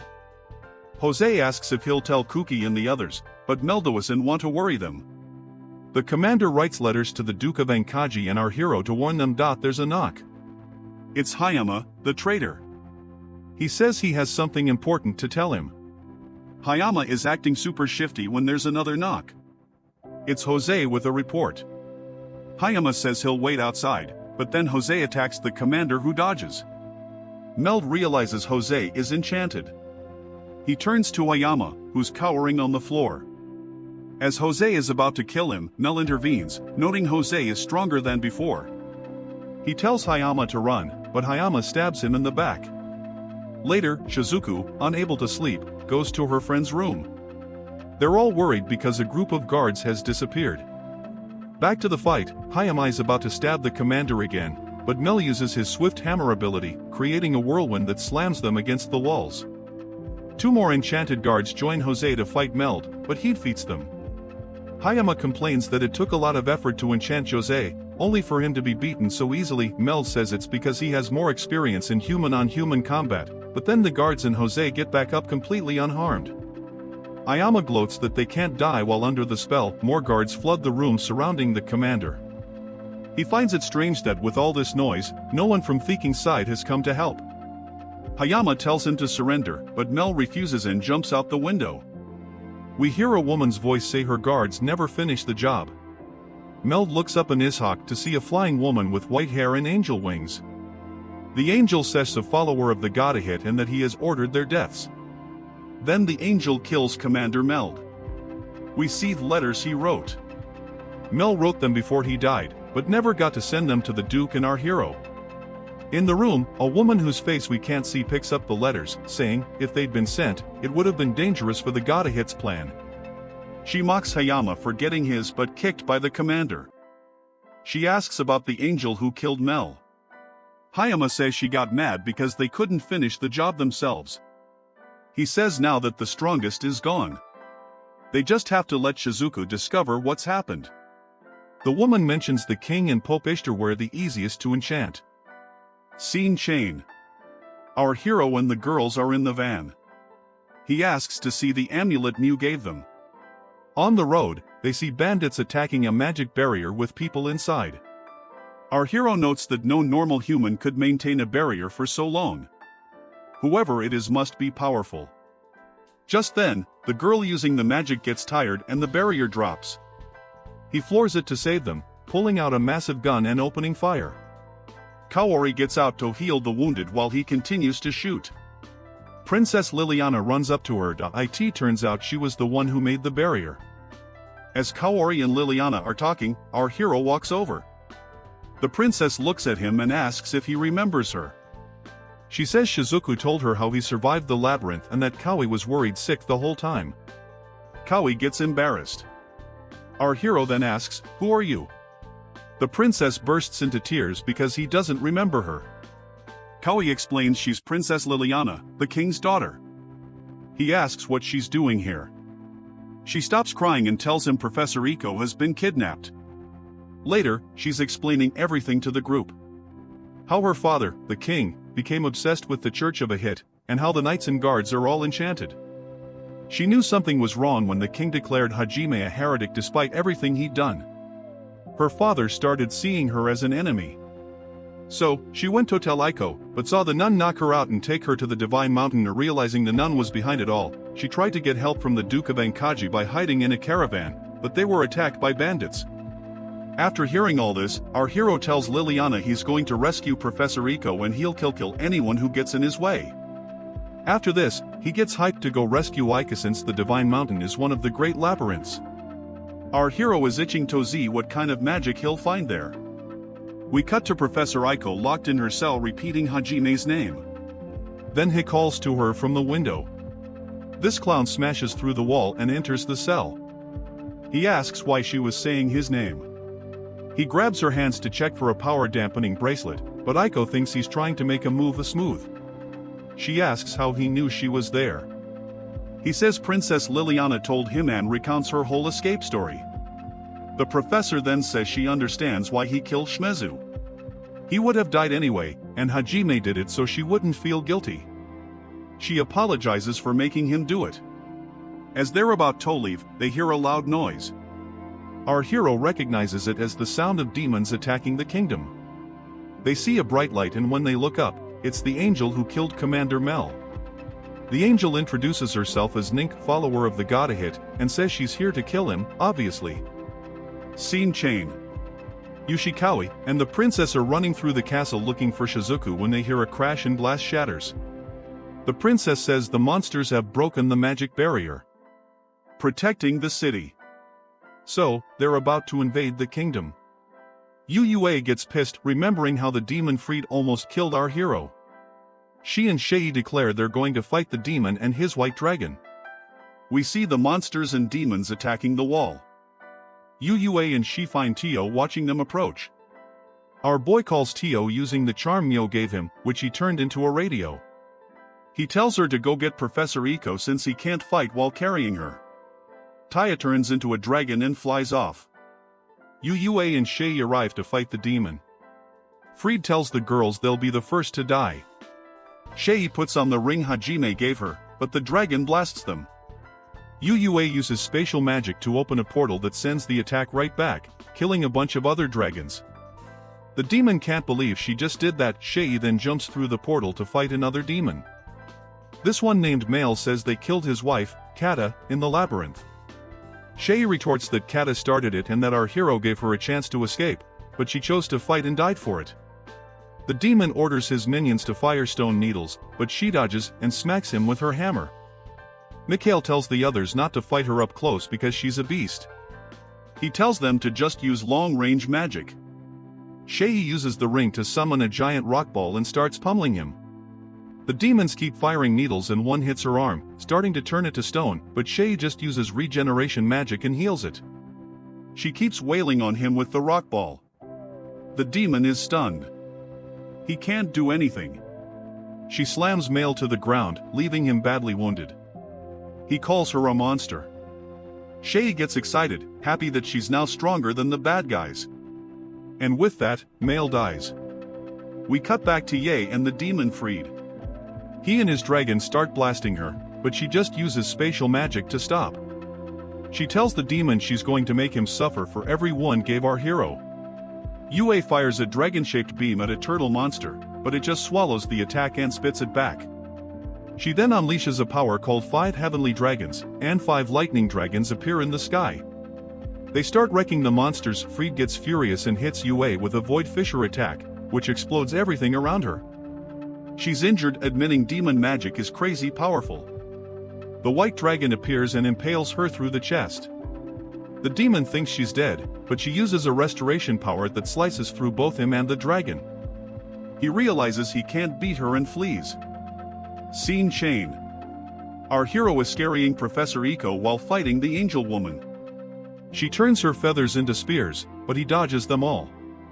She notes how strong he is and says he doesn't deserve to be a follower of Ehit. He shoots back that he doesn't want to follow some attention-seeking crybaby. The angel tells him not to try and anger her as she has no emotions. She then blasts him with fire, but he puts up a shield. He feels his power being drained and the angel says it's probably Pope Ishtar's doing. She says, the god Ehit wants him dead because has overcome every obstacle, gaining power and allies. So, Ehit wants our hero to suffer and then die. The angel fires another blast and Hajime puts up a shield, but it shatters because he's too weak. Just then, Tio arrives and attacks the angel, buying him time to recover. He's happy to see her and jumps on her back, telling her to get the professor to safety. In the next scene, Tio is flying Aiko away. She tells the professor she can't stay with Hajime because it's too dangerous. Aiko argues that while she may not seem, her powers are on par with Cookie's. And even without fighting experience, she can still help. Tio, respecting her decision, says they'll go defeat the bad guys together. We cut back to Hajime and the angel fighting. Neither can land a hit. The angel gets close and slices his gun in half. An explosion goes off and our hero is enveloped in a purple light. Limit Break, his ultimate power. He attacks the angel, but it does nothing. He's shocked she's not losing any power. She manages to cut his cheek. He realizes his limit break won't last long. He sees her sword is slightly damaged and unloads on her with his guns, creating a massive explosion. Afterwards, our hero is exhausted and wounded, but the angel is just as messed up. He then throws some discs infused with spatial magic, which shatter the angel's shield. He ties her up and uses a railgun that pierces her body, sending her falling from the sky, dead. After that, our hero sees a nearby explosion. When he gets there, he finds Tio and Aiko. He asks the professor why she didn't hide like he told her to. She says she wanted to help. Tio explains that the professor is super strong and helped her boost her dragon's breath to destroy the church's barrier where Pope Ishtar was casting his spell. Aiko explains she only meant to break the barrier but accidentally obliterated the whole church. She starts crying and our hero actually hugs her. Tio then says someone is spying on them, a man who looks like a spirit. The spirit gestures for them to step into a magic circle and they're teleported to another church. Hajime reads a book and learns that Mil Ryzen built the Divine Mountain Labyrinth and left behind a coin-shaped artifact. He tells Tio and Aiko they need to meet up with the others. Scene change. Shizuku, Cookie, and the other students are trying to figure out what's going on with the king. A girl named Nit runs in, telling them the kingdom's barrier has been broken, and 100,000 monsters and demons are attacking. Another girl, Eri, tells Cookie they should find Commander Meld and the guards instead of fighting alone. They go looking for Mel, but find Jose and the guards all under a spell. Cookie asks Jose where the commander is, and he just says he's busy. Jose then gives a speech and pulls out a crystal ball. A bright light flashes from it. When it fades, Shizuka sees all her classmates have been attacked by the guards and are bleeding on the floor. Nit comes up and asks for help, but as Shizuka approaches, Nit stabs her in the back and throws her to the ground. A girl in the shadows is mocking her. We see that the girl is Eri, laughing with a twisted expression. She walks among the tied-up students, goes to Cookie and says, "Finally, you're all mine." She gives him a sloppy kiss. Eri confesses she's always been in love with him. Shizuku says she should have just told him. Eri retorts that Cookie would never have noticed her, so she decided to join the dark side to have him forever. She reveals she created a spell called Spirit Binding, which turns people she kills into her slaves. She tells Cookie she'll cast a powerful spell on him, so'll be hers alone. A guard then runs another student, Nakamura, through with a sword. Eri immediately revives him as her slave. The newly zombified Nakamura tells Shizuku he hates her and Kaori always being with Cookie. He says he wants to see Kaori's face when he kills her best friend. Eri approaches Shizuku and takes a sword from a guard. But as she tries to stab her, a magic barrier appears over Shizuku, blocking the blade. The barrier explodes, sending Eri and Nit flying. It's Kaori. She uses divine shackles to trap Nit. Eri is furious, but Kaori starts healing her wounded classmates. Princess Liliana shows up to hold off the guards while Kaori finishes her spell, but a guard gets behind Kaori. Just as he's about to break her barrier, Hayama appears and kills him. Looks like he's not a bad guy anymore.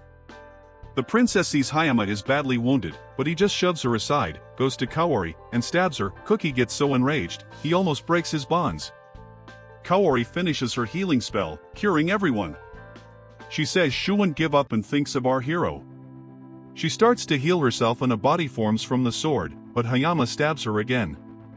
Cookie finally breaks free, grabs his sword, and screams that he'll never forgive Hayama as he starts killing the guards. The other students get free and join the fight. The guards surround them, but the students fight back. Cookie runs to save Tsari, but as he's about to attack Hayama, someone blocks his sword. It's Commander Mel under the spell. Cookie freezes. Shizuku yells at him that it's not the real Mel. He hesitates, unable to kill him. Suddenly, Cookie starts vomiting blood. Eri poisoned him with that kiss. She approaches Kaori's dead body to cast her spell, but then our hero appears with Aiko and Tio. Everything goes silent. Hajime punches Hayama, then picks up Kaori and asks the girls for help. Tio and Aiko start a healing ritual. Eri taunts them saying it's useless since Kaori is already dead. Our hero starts walking toward Eri. A guard stabs him in the back, but he had a small barrier up so it does nothing. He casually headshots the guard. Eri sends Mel to attack, but Hajime stops his sword with his fingers. For a second, the spell breaks, and the commander begs him to kill him. Our hero shoots him. As he falls, the enchantment fades completely and Commander Mel dies in peace. Hajime then pulls out a machine gun and aims down all the guards. He walks up to Eri and puts his gun to her head. But just as he's about to shoot, Hayama jumps him. Our hero just smashes his face into the ground. Then he lifts him by the neck and kicks him in the mouth. After that, he throws him outside to be eaten by the monsters. We see Tio and Aiko still trying to revive Kaori. Tio says they need Yue's help. A portal opens and the demon Freed appears on his white dragon. He tells them to surrender as there are 100,000 monsters outside and 1,000,000 more on the way, but our hero just uses his ring and summons a device that shoots a giant red laser from the sky, wiping out all the monsters. He tells the demon to leave or die. Just then, Yu and Shei arrive. They quickly take Kaori to help her. Shizuku is devastated about Kaori, but our hero goes to comfort her, promising she'll see her friend alive again. Scene change. Princess Liliana is writing a letter recounting what happened with Eri. She remembers the classmates who died. The girls are still trying to heal Kaori. Hajime arrives and Yue tells him to go talk to Professor Aiko. She's heartbroken that he had to kill several of her students, but she understands why. He tells her that whenever she feels sad, she can cry on his back. Later, Shizuku and Kuki are training when Hajime and the girls fall from the sky. Shizuku runs to him asking where Kaori is.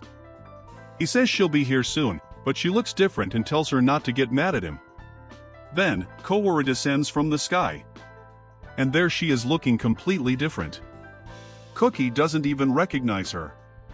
Shizuku bursts into tears and runs to hug her, overjoyed that her friend is alive. Our hero explains to everyone that they preserved Kaori's soul and transferred it into the body of the angel. No. He says they could have recovered Kaori's original body, but she asked for her soul to be put in the angel's body to become stronger. Shizuku thanks him and the girls, saying she'll do anything to repay them. She tells everyone how Hajime was concerned for her feeling and even healed Cookie. He says he did it because Professor Aiko asked him not to become a sad, friendless person. He then tells the students that in the labyrinth he discovered the god he hit was manipulating people. Cookie asks why he didn't tell them sooner. Our hero says no one would have believed him. He tells Cookie he's not going to kill 8 because he doesn't want to use his powers to help people he doesn't know. Later, everyone is eating. Shizuku asks where he's going next. He says to the labyrinth in the forest. Princess Liliana asks if she can come as she needs to get to the Empire. He says sure. Cookie declares he's going too because he won't let the princess travel with someone who doesn't care about saving the world. He says if Hajime wants to save the world, he will. He just needs to get the god's power. Our hero says he can tell him where to find it, but he's not welcome on the trip. The students are sad he won't let them come. But then Shizuku asks if she can go, wanting the god's magic, too. The other students chime in. He says they can come. Yue realizes he just wants to use them as shields against monsters. The girls start feeding our hero their food. Shizuka watches, feeling awkward. They all demand a reward. Tio just asks him to stick a pole in her, but again. Aiko and the students are horrified. Aiko and the students think Tio is talking about something else entirely, but our hero is just sick of her asking for the same weird thing. He uses his ring to create a metal rod and starts chasing her. She freaks out and runs away. Later that night, the girls are asleep and Hajime and Yu are talking on the balcony. Tells her that after this trip, they'll go get MW, but then the other girls show up, jealous that Yue always gets him to herself. The next day, the whole crew is ready to set off. The students are excited. We flash back to an earlier time when they were in the van with MW. Ki asks him to stop to help some people on the road. Shei says she wishes she could use magic like Kaori. Yu offers to teach Shei magic to make her stronger. Shei is thrilled. Tio says she wants to watch. Yue feels proud that a dragonkin is watching her teach. They tell our hero to watch the class, but he says busy and doesn't think Yue is a very good teacher. We see Yue trying to teach the girls, but her explanations are terrible. Tio suggests a more theoretical approach, which only confuses them more. Tio collapses on the floor, crying because she can't understand Yue's magic class. Yu insists that if they just do what she's teaching, it'll work out. Our hero says, "Told you so." Kawi comes over after healing the people and sees Shei and Tio on the ground. She asks what they're doing. They say Yue is teaching them magic. Kawi says she wants to learn too, but Shei begs her not to, saying Yue has zero talent for teaching. Our hero suggests she ask Tio instead since Tiwa a better teacher. Yu looks heartbroken. Kaori notices and feeling bad asks Yue to teach her the ultimate spell, Jihad. Yue thinks she's being mocked, but later she's teaching Kaori, who manages to cast a magic barrier on her first try. The girls and even our hero can't believe it.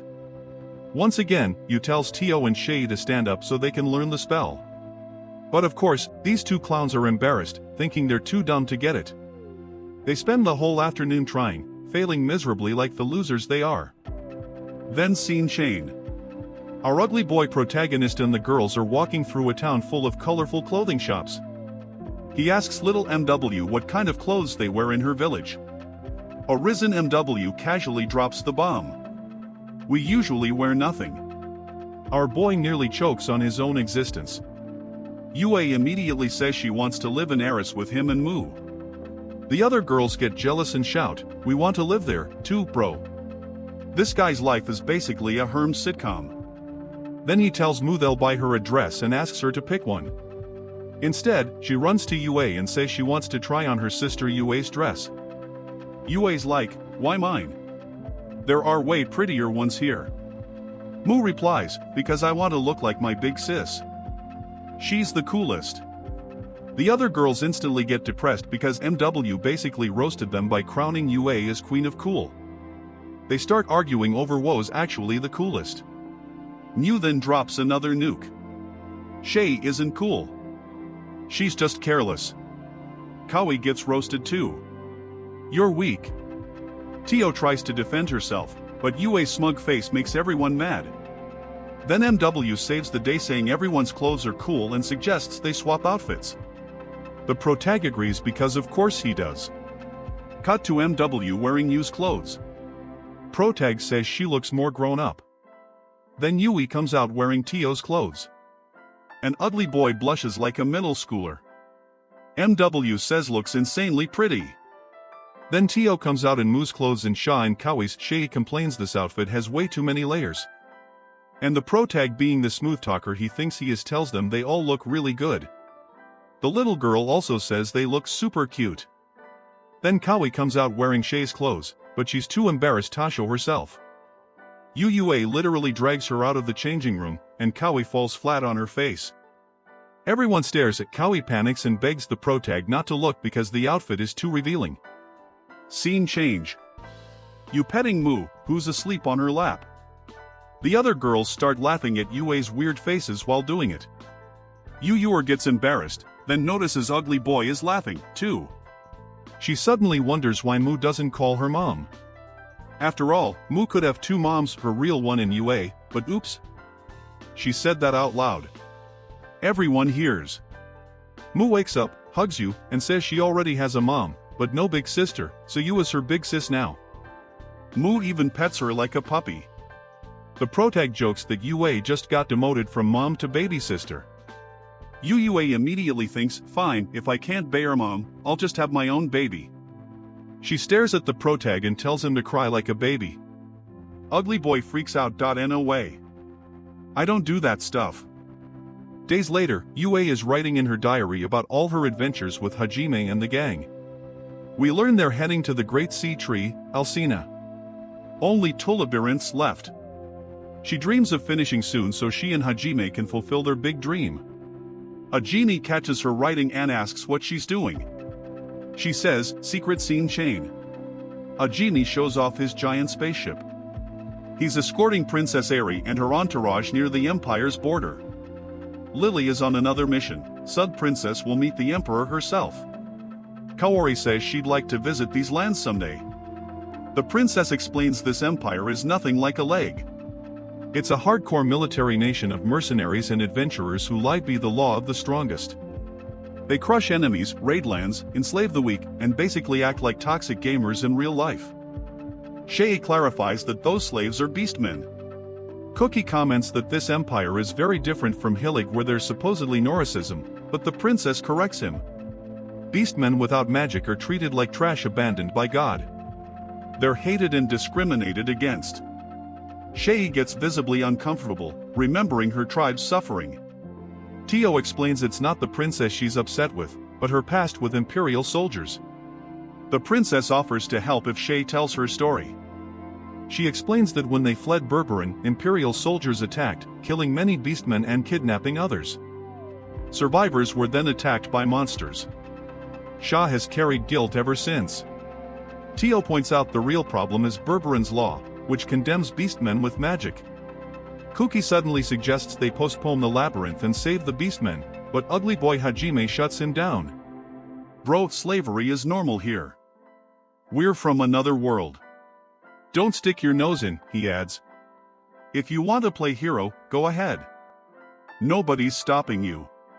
Cookie storms off to brood like the edgy rival he is. Shizuku follows to talk.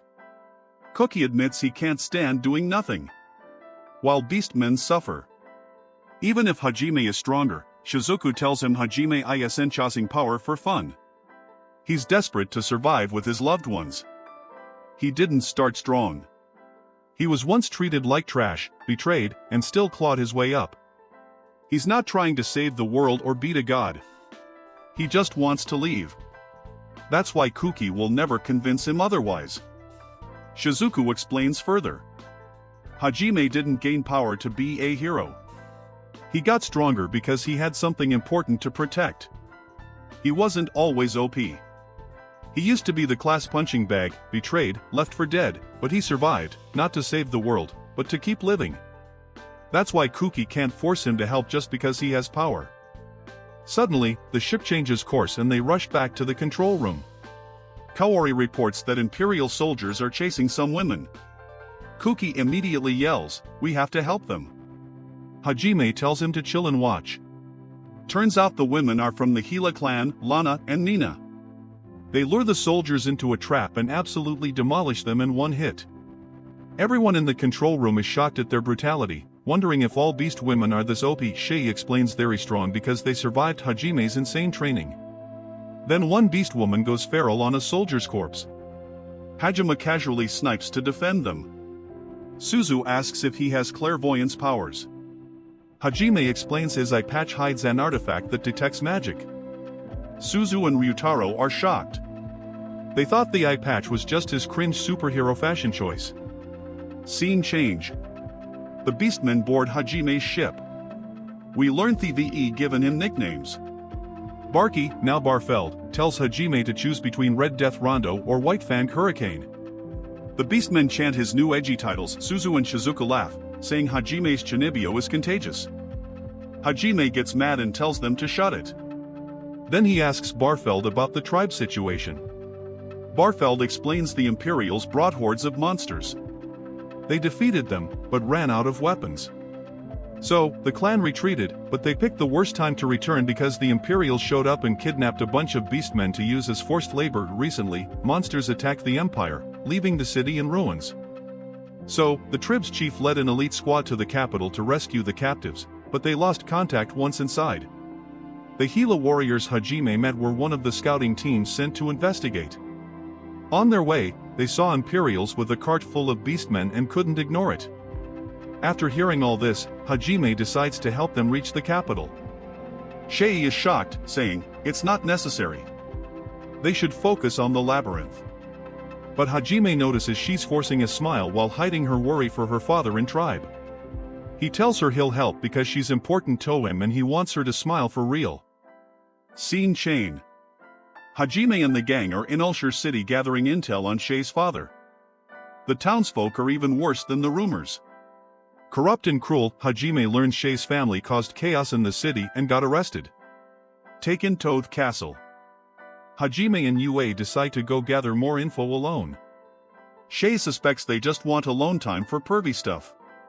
Kawi scolds her, saying it's not the time. Tio complains it's unfair. Yue gets the alone time and she wants some fun, too. Yue teases Hajime, asking if they should just get a room. Hajime panics. That's not what this is about. Meanwhile, Ryotaro and Cookie Salt jealous that the girls fight over Ugly Boy while they're stuck being single. Hajime explains he and Yue are going alone because they might need to pressure someone for info and the others wouldn't handle it. Later, Yue and Hajime return and everyone notices Yue looks extra radiant. They all assume it's because they did the Suki's Truies all night. Hajime clarifies she just drank his blood, which is somehow less weird.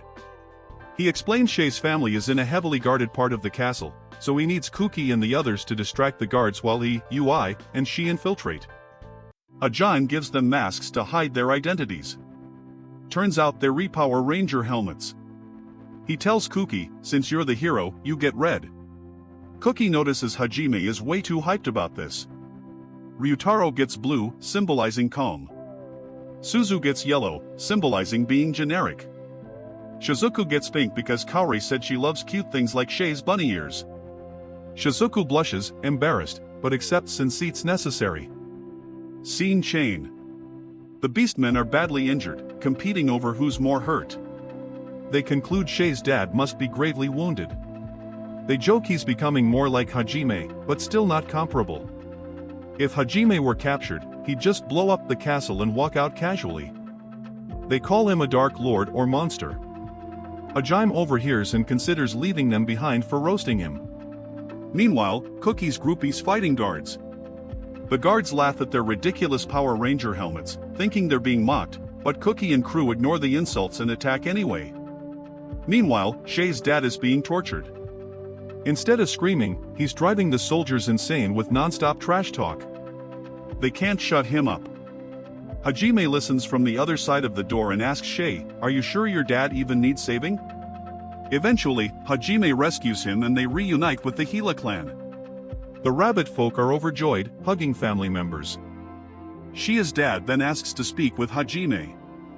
He gathers the clan and announces they've decided to declare war on the Empire. He wants their trainer, Hajime, to know their plan. The chief reveals they intend to take out the nobles around the imperial family since attacking the emperor directly would be too risky. Shei gets mad, calling it reckless. Hajime grabs her tail to calm her down and tells her to listen. The chief continues. They're proud to have grown stronger and gained the will to fight. They'll battle the empire to earn the right to live. If they surrender, they'll always be losers. Hajime says he won't join their war, but he will help them crush the empire. They need to prove beastmen aren't prey. They'll infiltrate the emperor's castle and destroy everything he treasures. Scene chain. Yu and Hajime are on a mountain sharing a romantic moment. Yu says she's happy Shei is important to him, but worries if she's still special. Hajime reassures her. Only Yue is special. The others call from afar, but Yue uses the chance to kiss him more intensely. When the girls see, they start teasing Hajime. Yue even asks Shei if she wants to join, but the others shut that down fast. Scene change. Princess Liliana reports to Emperor Gahard. She says only she and her brother remain in Hillig. But before that, the Emperor asks about Hajime since he's heard plenty of wild stories. Liliana tells him not to worry. Hajime follows a principle of mutual non-interference. Basically, don't mess with him and he won't mess with you. She advises the Emperor not to provoke Hajime. Gahard then says he knows she's not here just for small talk about her kingdom. Liliana admits she needs his help. Gahard replies that for that she must prove the unity of their nations by playing an important role. She realizes he needs a marriage alliance with Prince Views. Gahard tells her not to look so sad. It's just an engagement and as a princess she must tame his son. He then asks if she knows anything about the masked group who attacked the castle last night and freed valuable beastmen. Liliana suspects it was Hajime and the gang but pretends ignorance. At that moment, Gahard is informed that the hero and his friends are at the main gate asking to see the princess. Liliana panics, realizing their timing makes her look guilty. Gahard sends Captain Gridhalf to greet them. Grid notices Shei isn't wearing a slave collar and asks Kuki if he can keep her. Shei recognizes him as the man who once took her family. The tension rises until Hajime steps in, telling Grid to do his job and take them to the princess. Everyone sighs in relief. They meet Liliana, who scolds them for the chaos they caused. Hajime shrugs it off, saying it's no big deal.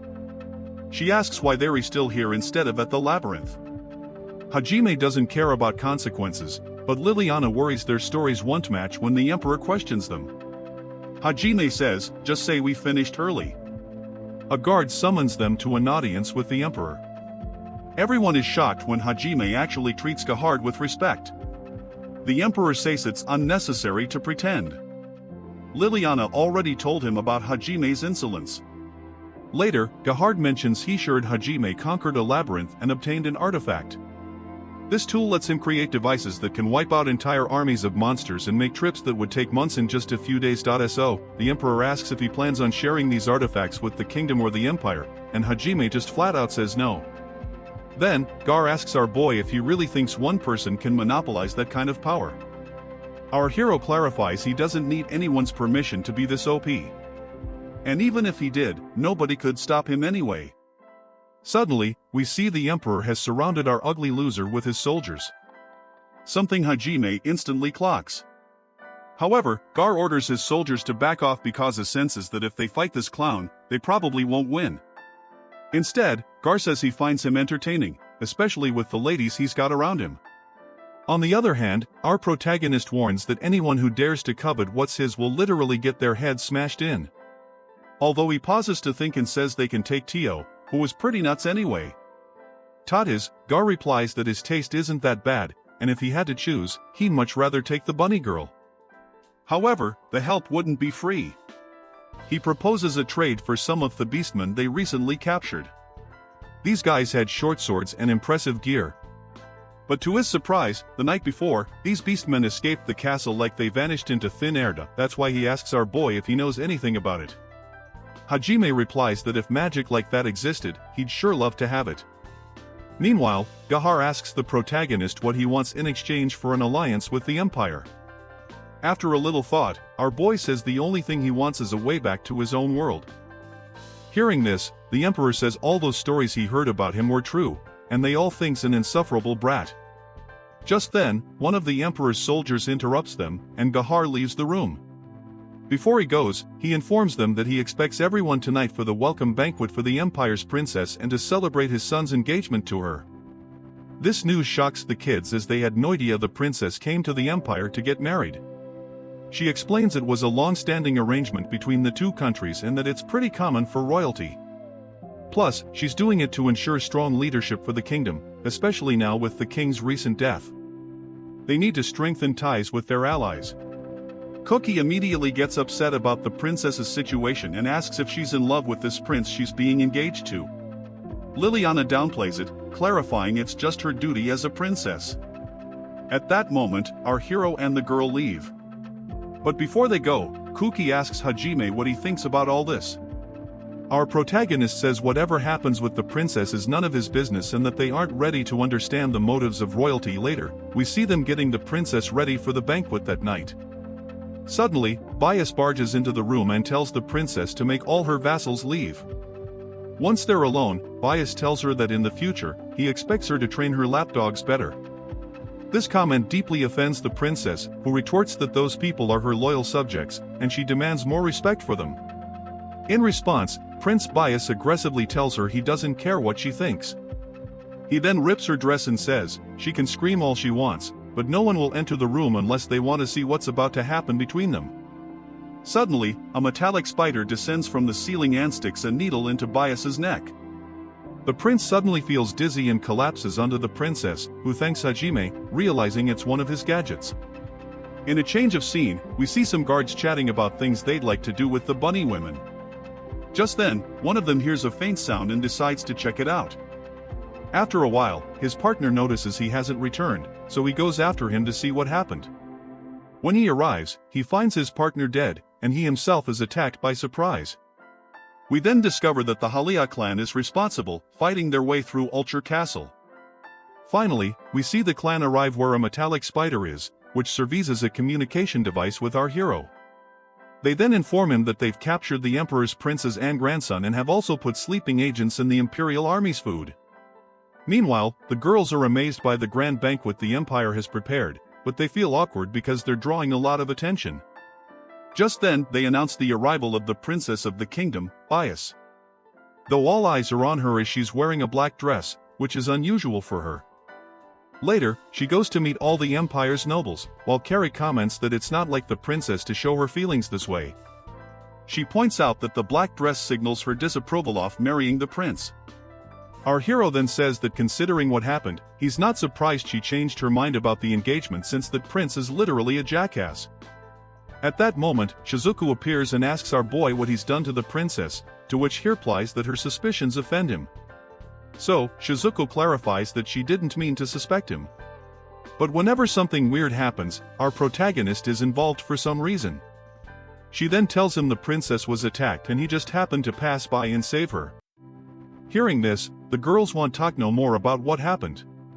But our hero deflects by asking UI to dance. While our boy and UI are on the dance floor, we see the other girls arguing over who gets to dance with Hajime next. Once the music ends, the princess approaches our protagonist to ask him for a dance.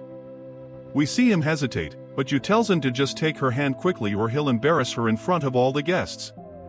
We then notice the princess and our hero are the center of everyone's attention, especially Prince Bei, who looks absolutely furious. But she doesn't care.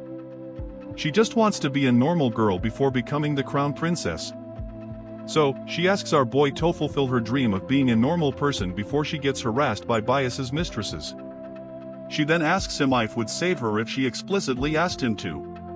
Our protagonist advises her not to give up. So easily as it's possible that tonight the Empire as they know it will change and she won't have to go through what she fears.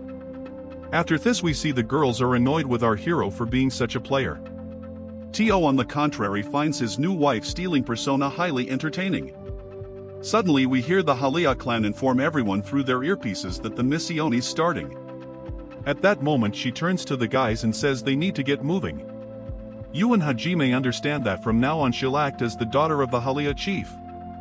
So they cheer her on to take down any enemies in her path. Next, we see Gahar on stage, making a toast to the union between his son and the princess, which strengthens their alliance with the kingdom.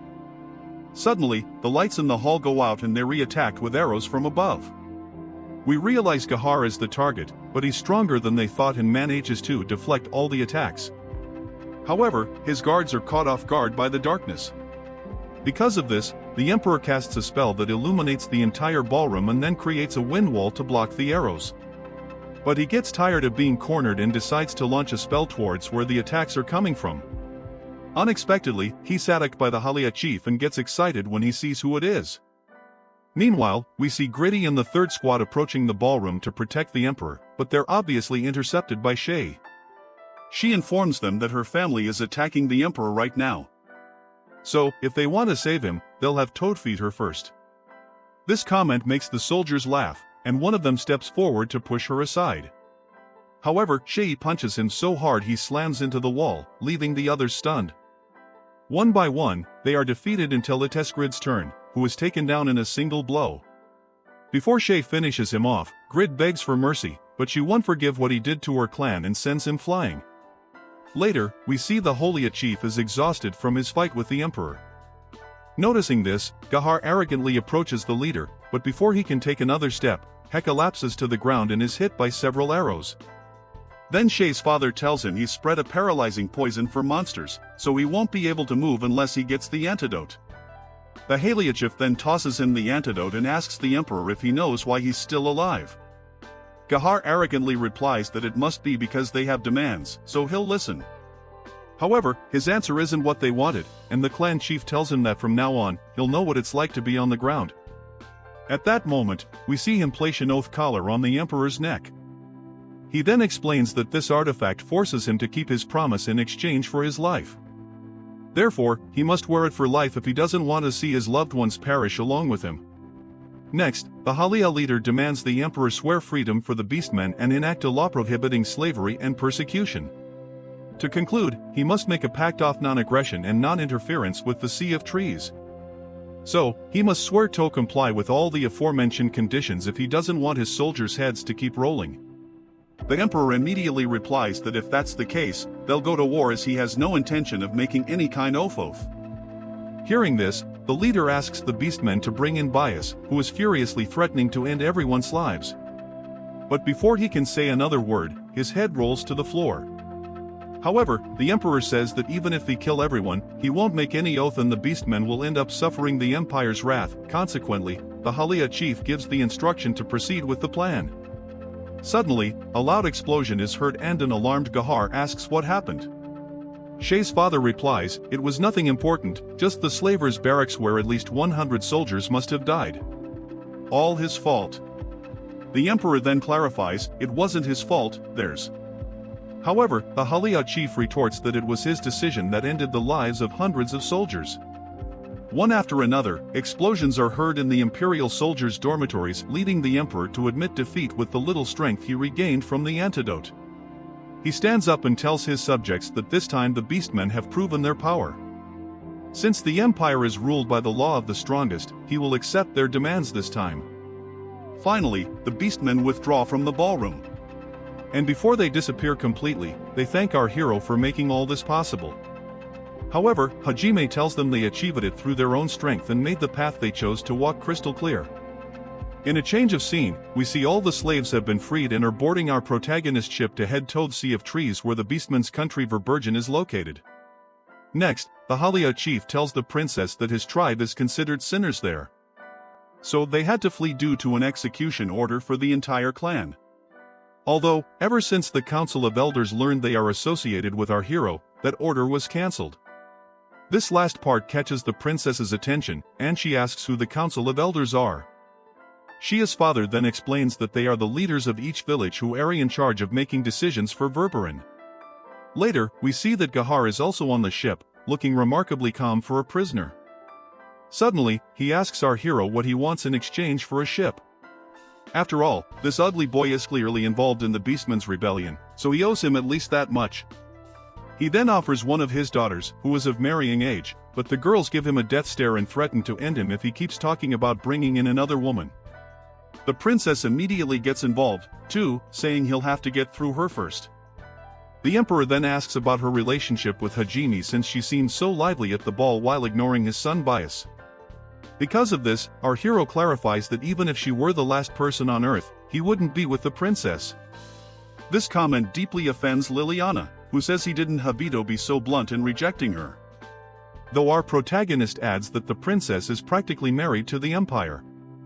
At that moment, the Emperor replies that the Empire has more important matters to attend to. Besides, even if they demanded the marriage, they couldn't go through with it because they now need the kingdom's help since their workforce has diminished. This means the princess's wedding is cancelled. For his part, Cookie congratulates the prince's son the news, and the other girls tell her that even though she can't have a free romance, they're glad she has more time. In other words, Gahar announces the princess is available and if he wants, he can have her in exchange for a flying ship. However, our hero says he gains nothing from an engagement with the princess. On the contrary, it's at his advantage. In the background, we hear the princess trying to explain she doesn't want an engagement right now, but clearly no one is paying attention.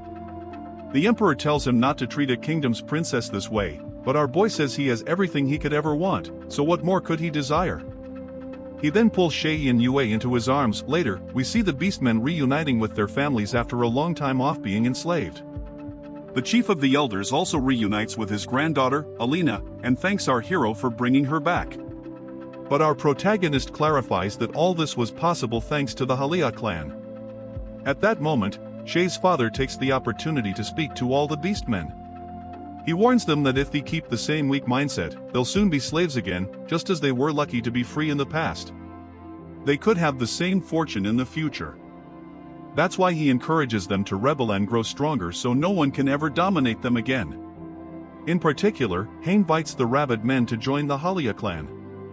Hearing his words of encouragement, all the rabbit men present are filled with energy and let out a cry that shows their conviction. At that instant, Yue comments to the others that this is how the gentle rabbits of the forest went extinct.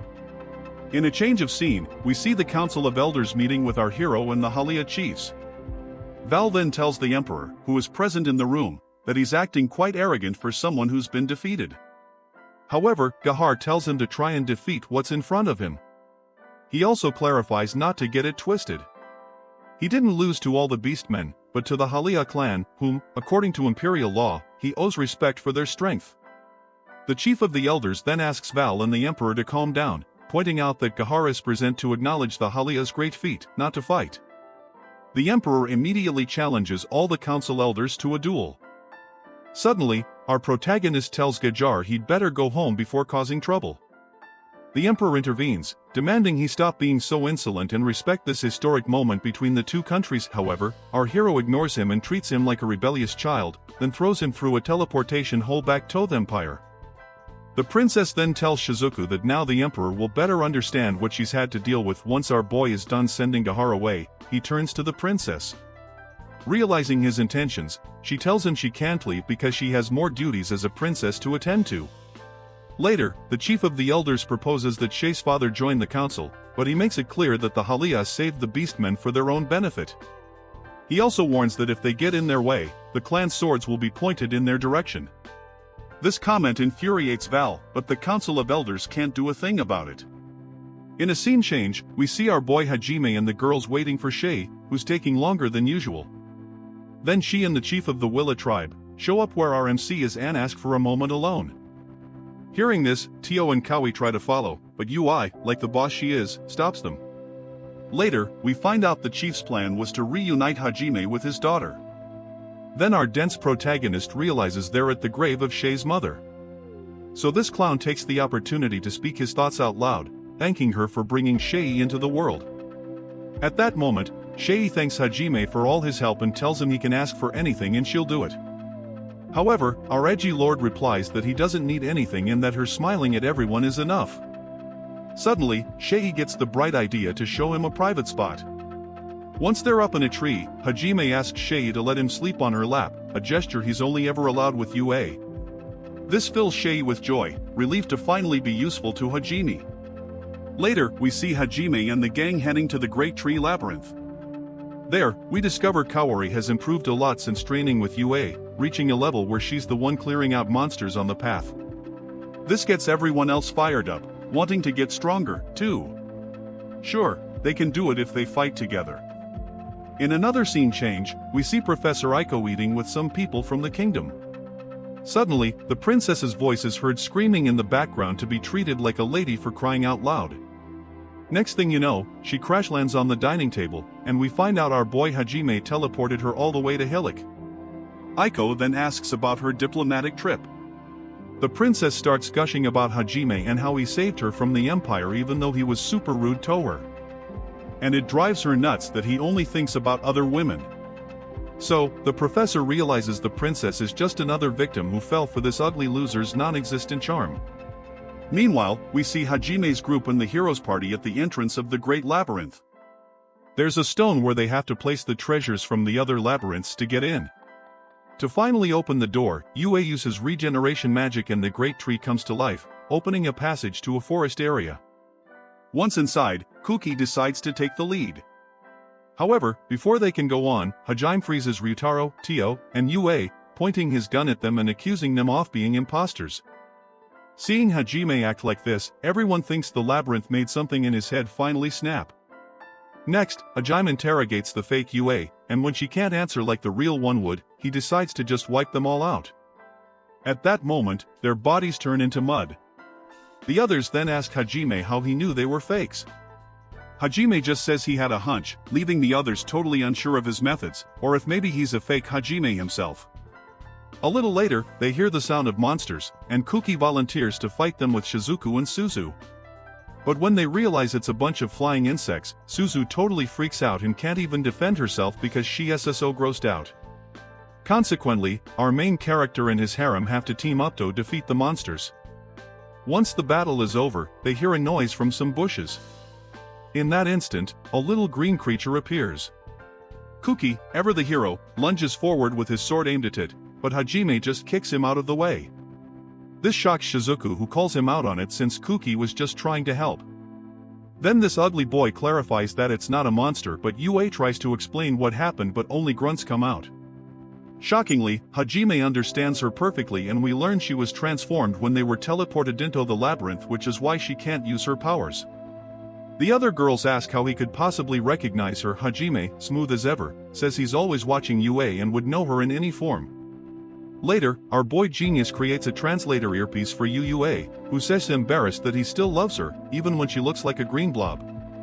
This lovey-dovey chat between Hajime and Yu makes Kaori and Shia super jealous. However, he can't deny in front of them that he loves her deeply. Further on, they find a group of green men beating up another one, looking way too happy about it. Shei and Kaori immediately realize it's Tio. Right after, Kuki finds his buddy Ryutaro, and they're fighting a monster. Meanwhile, we see Tio also got a translator earpiece. She tells Hajime that maybe they don't need to worry so much about contributing in battles because of the labyrinth's nature, since it seems to be testing their bonds. Tio came to this conclusion after analyzing everything so far, like telling a friend from a fake and accepting a friend who's changed form. After seeing this, Kuki and Ryutaro manage to beat the monster and Hajime decides to help them. Just then, another passage opens, signaling they've passed the level. Once inside, Hajime hugs Yue and Tio in their monster forms, which again makes Kaori and Shi jealous. So, they decide to join the group hug. Also, in a scene change, we see RMC sleeping in his room back on Earth when he's suddenly woken up by Yue, who looks just like she used to. The whole situation feels super weird to him, giving him this unexplainable nostalgia. Later, they head to school and run into Shei, who surprises Hajime with a hug. He tells her to knock it off or she'll make Yue jealous, but then also starts fighting for his attention. This all feels off though, since he can't remember how he met them. Then in the classroom he greets Kaori, but he's way more distant than usual. Just then the teacher arrives and we realize it's Tio. Her presence irritates Hajime, which of course thrills Tio because of the way he despises her. This situation actually relieves him because it's the first moment of normality he's felt since he woke up. Later our boy goes to pick up Mu from daycare. She greets him enthusiastically and is excited to see Shei and Yue. On the way home, he sees a girl being harassed by a group of thugs. Suddenly, Hajime's hand goes to his belt, searching for something that isn't there, making him wonder what the heck is going on in his head today. On the other hand, we see it was Shei who stepped in to help the girl, a situation that should be normal for them. But for RMC, the memories just don't add up. Finally, he gets to his room, flops onto the bed, and wonders why he feels so uneasy. Just then, Yue enters his room in a very revealing outfit. However, Hajime is still uncomfortable and questions why he feels this way when he has the life he's always wanted with the ideal girl. For her part, Yue tells him she's so happy to be with him and wants to make him happy so he can ask for whatever his heart desires, and she'll grant it. Hearing all this, our protagonist Triesto convinces himself that this is a dream world and it's where he wants to be. Then Yue tells him that if they stay together, they'd be invincible, defeating any obstacle and crossing the entire world. Hearing this, Hajime remembers where he met Yue and where he really is. He jumps out of bed and roughly shoves Yue's hand away. Then He slugs himself hard in the face to wake up and tells the fake Yue he doesn't want a puppet who does everything he asks. He's stronger precisely because the women around him challenge him, and that's what has inspired him to keep going. That's why no cheap illusion will stop him from reaching his goal. Finally, the goddess controlling the great labyrinth takes off her mask and tells him he's passed the test. She reveals the goal was to teach him that nothing has value if it's handed to you on a silver platter, because what you build through effort is what truly leads to happiness. In a scene change, we see everyone else is still lost in a dream, and our boy Hajime was of course the first to wake up. Plus, Tio and you are back to normal. So now they just have to wait for everyone else to pass the test as soon as possible. Just then, Yue wakes up from the hallucination and Hajime takes her hand because of the dream she had. She's not sure if the Hajime in front of her is real. So, our boy tells her that's a decision she'll have to make for herself.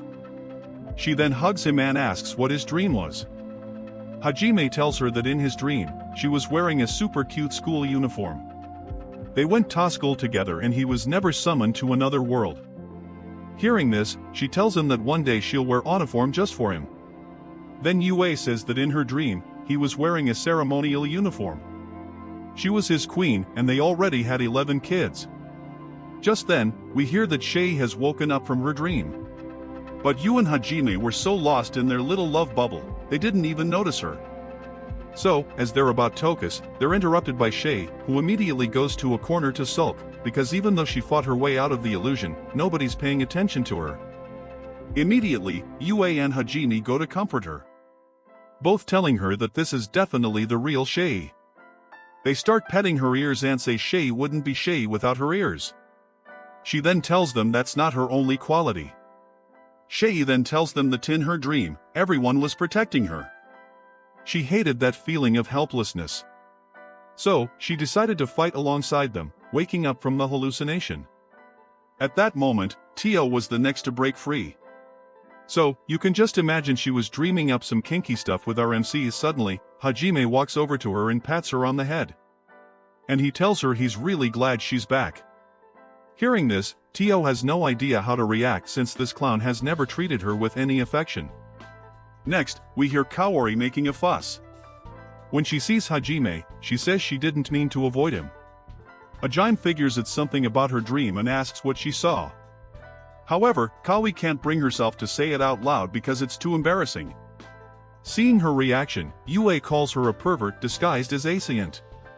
Afterwards, Hajime tells the girls to wait for the heroes group while they eat and rest. Later, we see Theory want to break out of the hallucination on her own with Shizuku, and the girls are curious about her dream. However, she gets super nervous and says it was just a normal dream. Just then, Yue steps forward and asks who was in her dream, and she replies that obviously everyone was there. Once the girls turn their backs, we see Shizuku blush and whisper that in her dream she was a princess. But what's weird is that the prince was our ugly loser MC. Next, Kaori goes over to the heroes group and uses her disintegration magic to snap them out of the hallucination. They quickly realize they failed the test and feel bummed out. However, Hajime tells them they don't have time to mope about it and need to get ready for what's next. A portal then opens, sending them to another part of the great tree. After walking for a bit, they notice there are no monsters around. Suddenly, a rain starts falling on them, and Hajime orders Yue to put up a barrier immediately. There, we discover there's limes. And despite the barrier, they start seeping in through the ground. Everyone starts fighting the monsters and soon their bodies are covered in the goo the slimes leave behind when defeated. At that moment, Kuki and Ryotaro can't focus because all the girls around them are soaked and their clothes are turning see-through. Meanwhile, we see Suzu can't handle the grossness and feels weak. So, she leans against a tree branch. Seeing the situation, our MC scoffs at the boys and says he'll wipe their memories later. He then orders you to handle the barrier because he's going to incinerate everything from the ground up. While doing this, we notice Hajime feels a sick satisfaction from eliminating the creatures that slimed Yue and the others. Once he's done, Yue asks how much longer she has to hold the barrier. He tells her a little longer, but Yue is so weak she can't continue. Suddenly, Yue's eyes glaze over and she gets suggestively close to Hajime, telling him she can't wait to be with him. Yu's attitude is weird. So Hajime asks what's wrong. Then we see Kawi and Shei clinging to him, acting the same way. Hajime looks around and realizes the other guys are also in the same state of bliss. So he's forced to restrain them to stop them from doing something crazy. Just then, Taiyo approaches and tells Hajime that the slime substance seems to act as a mental aphrodisiac, which is why everyone is so excited. Hajime then asks Tio how she's so calm since she got soaked the most. Tio replies that compared to the pleasure she feels when he inflicts pain on her, this feeling is nothing. Besides, as a 500-year-old dragon and his servant, if she couldn't control her instincts, she'd have been dead long ago. Later, we see Yui, Shay, and Kaori manage to contain their urges, but they can't use magic because of the effort it takes to stay sober. For this reason, Hajime offers them holy water to ease the effects, but they insist they can handle it. Then we see Ryutaro and the hero couldn't control the effects from the slime battle, so they give the holy water to them. Later, Shay hears something in the distance coming from below the great tree. Despite her super hearing, she can't quite make out what it is, so she enhances her senses. When she finally figures it out, she freezes in fear. Seeing this, our MC goes to her and uses his demon eye to discover it's a seriously disgusting creature. He immediately backs away from the edge with Shay. The others, seeing the pale look on this ugly boy's face, ask what he saw down there. He tells them they're kitchen demons. This comment confuses everyone, so Hajime shows them a video of the terrifying creature lurking in the depths of the great tree. When they realize they're cockroaches, they yell at him for showing them such a disgusting image. Yu immediately suggests incinerating them all, but Hajime says that's a bad idea since there are so many that if even one group survives and flies at them, it would be too risky. Suddenly, Hajime feels true terror as he realizes millions of cockroaches are coming after them. Everyone starts defending themselves as best they can, but there are just so many. It seems endless. At that moment, Suzu manages to create a barrier and the roaches start piling up around it. Seeing this, Suzu faints, but Cookie tells her she has to hold on or they're all going to die. Meanwhile, we see Shizuku has clearly lost her mind and is convincing herself all these roaches are just sesame seeds. Our MC, who is absolutely terrified of roaches, tells Yue to create an additional barrier just in case Suzu can't hold out. Suddenly, the creatures swarm into a giant ball and form what looks like a magic circle. Next, a bear-sized cockroach appears. Then, we see Yue and Hajime fighting each other, which makes everyone wonder what the heck is going on between them. Hajime takes a moment to analyze the situation and says it seems the roaches cast a spell that inverts people's feelings. Yu says he seems to be right, though she hates to agree with him. Tio then explains that it seems the stronger the bond, the greater the hatred it generates by messing with their feelings. What's even worse is that now the cockroaches seem adorable to them and they can't remember why they wanted to kill them in the first place. So now they have to rely on themselves to keep going even if their feelings are all negative. We then see Hajime and Yu reluctantly fighting the roaches even though they feel like they shouldn't have to kill them if they weren't enemies. Then Hajime tells Wa is going to take out the big roaches, so we better not interfere. Yu fires back, telling him to stay out of it or she'll finish him. Just like that, they both pop out of the barrier. We see Suzu totally mesmerized by the roaches. Dropping the shield, Tio immediately throws up a firewall, yelling at Theboes to wake up already and remember why they're here. They're supposed to be fighting enemies, not serving themselves up on a silver platter. You clowns. Hearing this, Suzu apologizes to Tio, who snaps back, "Don't apologize. Act as the barrier specialist. It's her job to protect them." That's when Shay points out that Tio is acting like a real legendary dragon. This weird behavior makes Kaori suspicious since Tio is usually a total mess.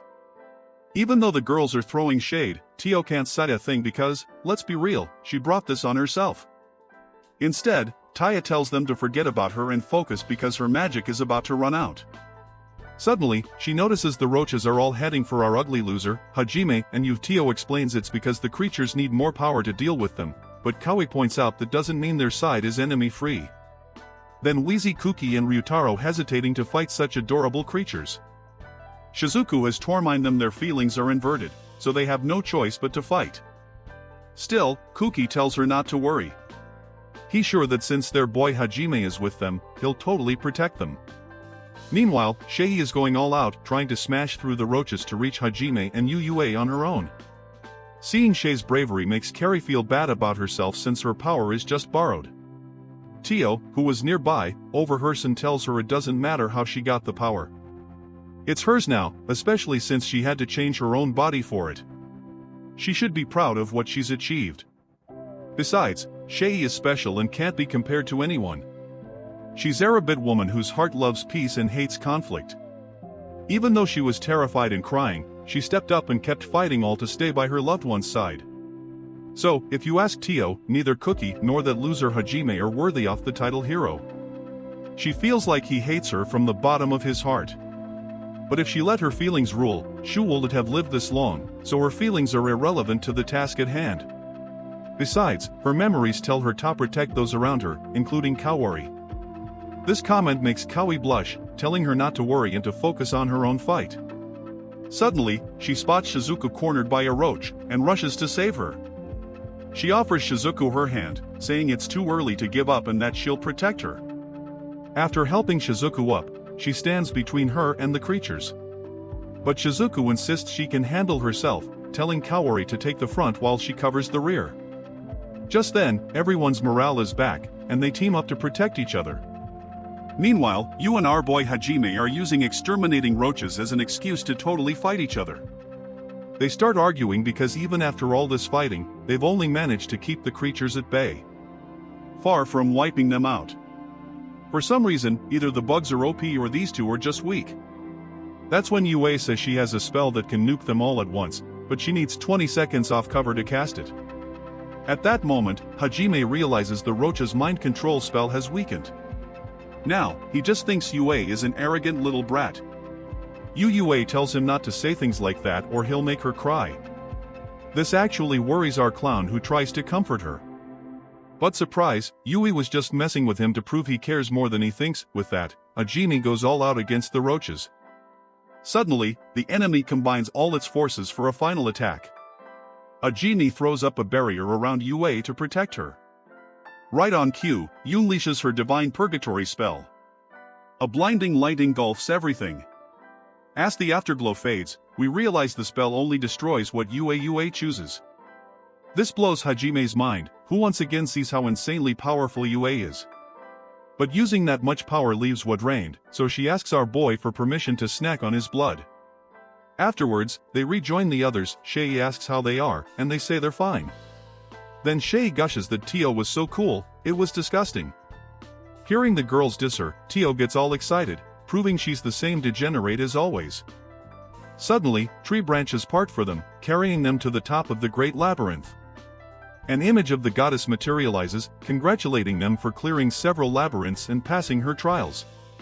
She sincerely apologizes for the tough tests, but given past tragedies and current events, she wanted them to understand that even with strong bonds, the heart can still waver. That's why she had to be sure those who receive her power have unshakable convictions.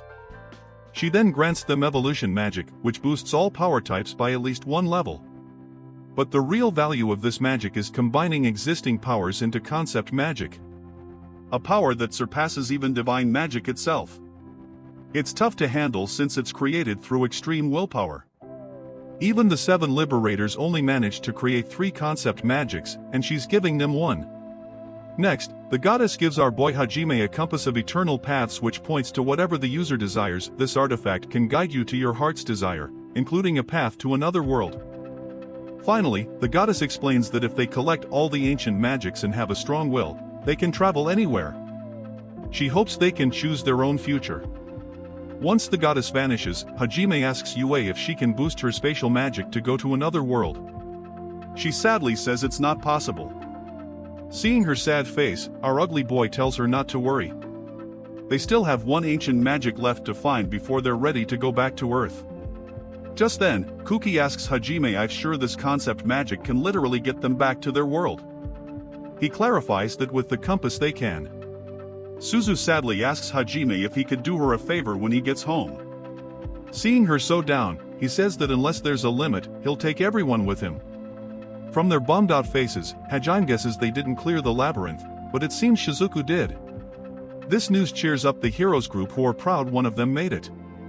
After that, Hajime says their mission here is done and he wants to head back to the Beastmen village. He also asks Yue to heal him. He's feeling totally wiped after using his power.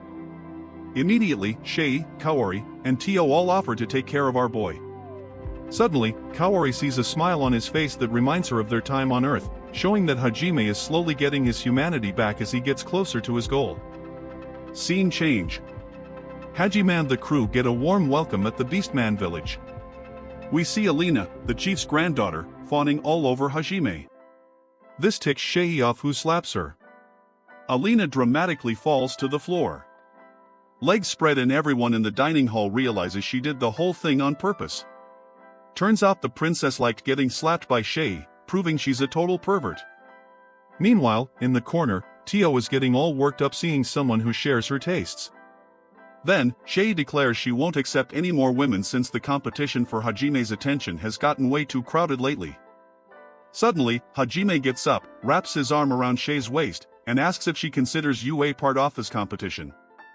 She admits she did at first, but now she really cares for her. Finally, our boy tells her not to worry about any competition because she's already special to him. Besides, he clarifies, he doesn't think Alina is into him, but into her. Next thing you know, Alina is thrilled at the idea of Shei treating her like this in the future. Maybe with some spanking. She explains she was only acting that way with Hajime to get Shei's attention. Alina thinks they have a lot in common, like being princesses of their clans and the same age. That's why she'd love to be friends. So, Shei agrees. Altina gets super excited, saying from now on, she wants Shei to use her to play however she wants. Shei shoves her away in disgust, confirming she's a certified freak. Later, Hajime and the girls are alone in the dining hall. Kaori asks him about what happened with Sha and when she became special to him. On Yui's recommendation, he started treating Shei like she deserves. So Kaori asks if he's in love with Shei. Our boy Hajime replies that he's not sure about love, but he feels like he wants her alto himself. Sari concludes she still has a long way to go to win his heart. So she tells him to get ready because she's coming for him everything she's got. Just then, Yue eats a spoon at Aki's face and says she'll never accept her. They start fighting and Hajime can't tell if they're besties or just hate each other. Then Tio asks Hajime why he doesn't just ride the momentum from falling for Shei's charms and accept her love too. Our boy replies he'd accept Sari's affection, but hers never. This comment sends Tio into a state of ecstasy, collapsing on the floor from the thrill of his cold words. Later, we see Hajime testing his new ability on his weapons. Shei shows up to talk about what happened in the dining hall. He tells her not to overthink it. She just needs to know Hugh answer and can't stand the thought of anyone else touching her. Then he pulls her in for a kiss, but they hear the others nearby, which totally distracts Shei. Seeing them, she asks how long they've been there. He says, from the beginning. This makes Shei super embarrassed for doing that in broad daylight. And tells her not to worry since they're a couple and aren't doing anything wrong. And surprise, Yue was watching the whole thing, too. Seeing her, Shei runs joyfully into her arms to celebrate finally winning a spot in your ugly loser's heart. She then promises Yue she'll always be with her. Seeing this, Hajime doesn't know how to feel. Noticing she looks way happier with Yue than with him. Meanwhile, Kaori sidles up to Tio and says they need to step up their game to captivate Hajime. Tio replies that her dream is for Hajime to punish her of his own free will. Hearing this, our boy jokes, "Don't tempt me." Later, Hajime asks the guys why they were spying on him. Shizuku explains they ran into Yue and the others on their way to talk to him. Just then, Suzu steps forward and begs Hajime to take her with him to the next labyrinth. Kuki tries to stop her, but she tells him to stay out of it since it's a personal favor. So, Hajime tells her he'll take her to Japan even if she doesn't come to the labyrinth. And if she wants to get stronger, he can just upgrade her gear. However, she has a goal to accomplish, getting her friend Eri back. Before leaving this world, she wants to talk to her one last time. That's why she plans to travel to the demon country and needs to get stronger. Hearing this, Kuki, Ryutaro, and Shizuku also ask to join his trip to the Great Labyrinth to get stronger so they can go with Suzu to the demon country. Seeing their determination, our boy agrees to let them tag along, but warns them that if he senses any hostility from Eri, Hugh won't hesitate to take her out. Later, we hear Hajime ask you if he should be more careful now that he's getting softer, if he should just assume he's found some peace in his heart. Yui replies that either choice is fine, But one thing's for sure, he's gotten way more powerful, and because of that, they have to protect each other. Just then we see Shay, Kaori, and Tio were nearby and also offer to protect our boy. And so Wheezy Hajime and the girls are closer than ever and can do anything if they put their minds to it.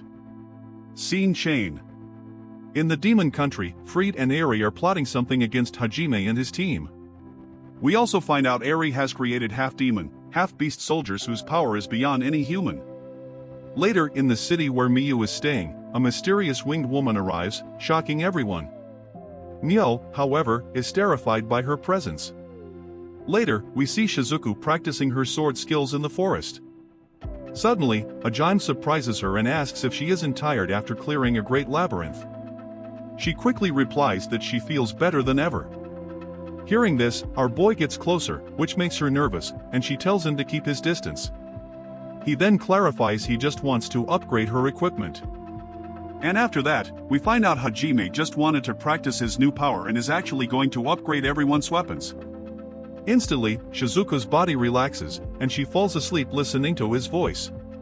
The next morning, we see Shizuku training with the heroes group, but she can't stop thinking about last night, wondering if Hajime saw her sleeping. Meanwhile, Hajime and the heroes group head to the final Great Labyrinth located in some icy mountains. We find out they can get there more directly thanks to the compass from the goddess. Though Hajime mentions its one drawback is that it chugs a ton of energy. Next, we see Kuki and his group back inside the ship's cabin. Hajime asks them how they like their weapon upgrades. Shizuku says she has so many new skills, she's afraid she won't know which one to use in a fight. However, Hajime admits he couldn't do much to the hero's sword because it's so well balanced. It just needs maintenance. Later, Hajime tells the crew the labyrinth is still far and they'll have to walk because the ship can't go any further. Before descending, our boy gives everyone magic artifacts that regulate their temperature so they don't feel the cold. The second Shay sets foot on the ground. She gets so excited she dives into the snow and promptly falls into a bottomless-looking cliff. Hajime deadpan, and that was the last Weaver saw of the innocent rabbit. Uua chimes in, "Yep, nobody saw a thing." The others echo this one by one. Seeing their reaction to Shay's disappearance, Shizuku asks if they aren't worried. Without a care in the world, our boy says, "Whatever, we have to go down there anyway." Then without warning, he just jumps into the abyss, followed by Yu and Kawi. Tio then walks up to Suzu, who's at the edge of the cliff, and tells her not to be afraid to jump since what they're about to do is way harder. Then she grabs her by the collar and yeets her off the top before following her down. Seeing the girl's bravery, the guys automatically jump one by one. Down below, they find Shay in perfect condition. Still, Hajime scolds her for being so careless in such a dangerous area. Suzu then tells her she's glad she's okay, but that was super inconsiderate. Everyone is shocked to hear Suzu say that since she's always so sweet, but they get why she's mad. Thanks to Shay, she had a rough time. After that, they continue on their way and run into some cute bunnies blocking the path. Shizuku can't resist their cuteness and rushes forward. Realizing everyone is staring, she tries to play it cool, asking if these adorable bunnies could be monsters in disguise. Just then, one of the bunnies hops over to Hajime's feet. He smiles at its cuteness and then immediately stomps it flat, obliterating every single one of the creatures, which traumatizes all the girls. Later, our boy explains the bunnies had magic that steals body heat. So, if they'd been fooled by their looks, they'll be dead in minutes. Looking for backup, our boy asks Yue and Tio if they noticed the rabbits were also monsters. Yue says, yeah, but she was too busy comforting Shay. Tio adds that seeing Shay so sad made her feel guilty, so she let him handle everything. Finally, Hajime tells Shido stop crying. She replies that she gets it, but she can't help feeling weirded out after watching him rip off rabbit ears without a second thought. Our hero then clarifies that those were beasts and she's something else entirely since she's the only rabbit he actually cares about. Hearing this, Shay perks right up and decides to move on. Meanwhile, a jealous Carrie mutters that this whole scene makes it clear our ugly loser has truly accepted Shay. Taya comforts her, saying they'll just have to work harder to join them someday. Then Suzu tells Shizuku that if things keep going this way, Kawi and Tio will eventually join Hajime's group, which would be totally unthinkable back in Japan. This comment makes Shizuku uncomfortable, which Suzu notices and asks if she's okay since she's been looking a bit distracted. Shizuku quickly says she's in top condition and will try to focus more from now on. Later, they reach a snowy path where a fierce blizzard is raging. So, our hero tells Tio to put up a barrier. However, Suzu steps up and says she can handlight, and our boy lets her, saying it'll be good practice for a real battle. She then creates a giant barrier thanks to upgrades Hajime made to her gear. Finally, they arrive at a frozen cave, but they're not alone. A bunch of ice monsters are waiting for them, and they just keep spawning one after another, no matter how many the kids defeat. Just then, our hero spots the monster boss embedded in the wall and realizes he has to take it out to advance. Cookie volunteers to defeat the boss. Kaori clears a path for the others, and Cookie hits the creature with a celestial flash, managing to injure its eye. He quickly figures out the boss will keep regenerating as long as it has its demon stone. So, they take cover behind Suzu's shield to come up with a plan. Next, Shizuku uses her sword to slice off the beast's legs, keeping it from escaping. Then, Ryutaro shatters its jaw so it can't launch any more attacks. Finally, Cookie unleashes his most powerful attack to destroy the demon stone. However, the gem survives and a nearby monster snatches it and carries it back to the wall for safekeeping.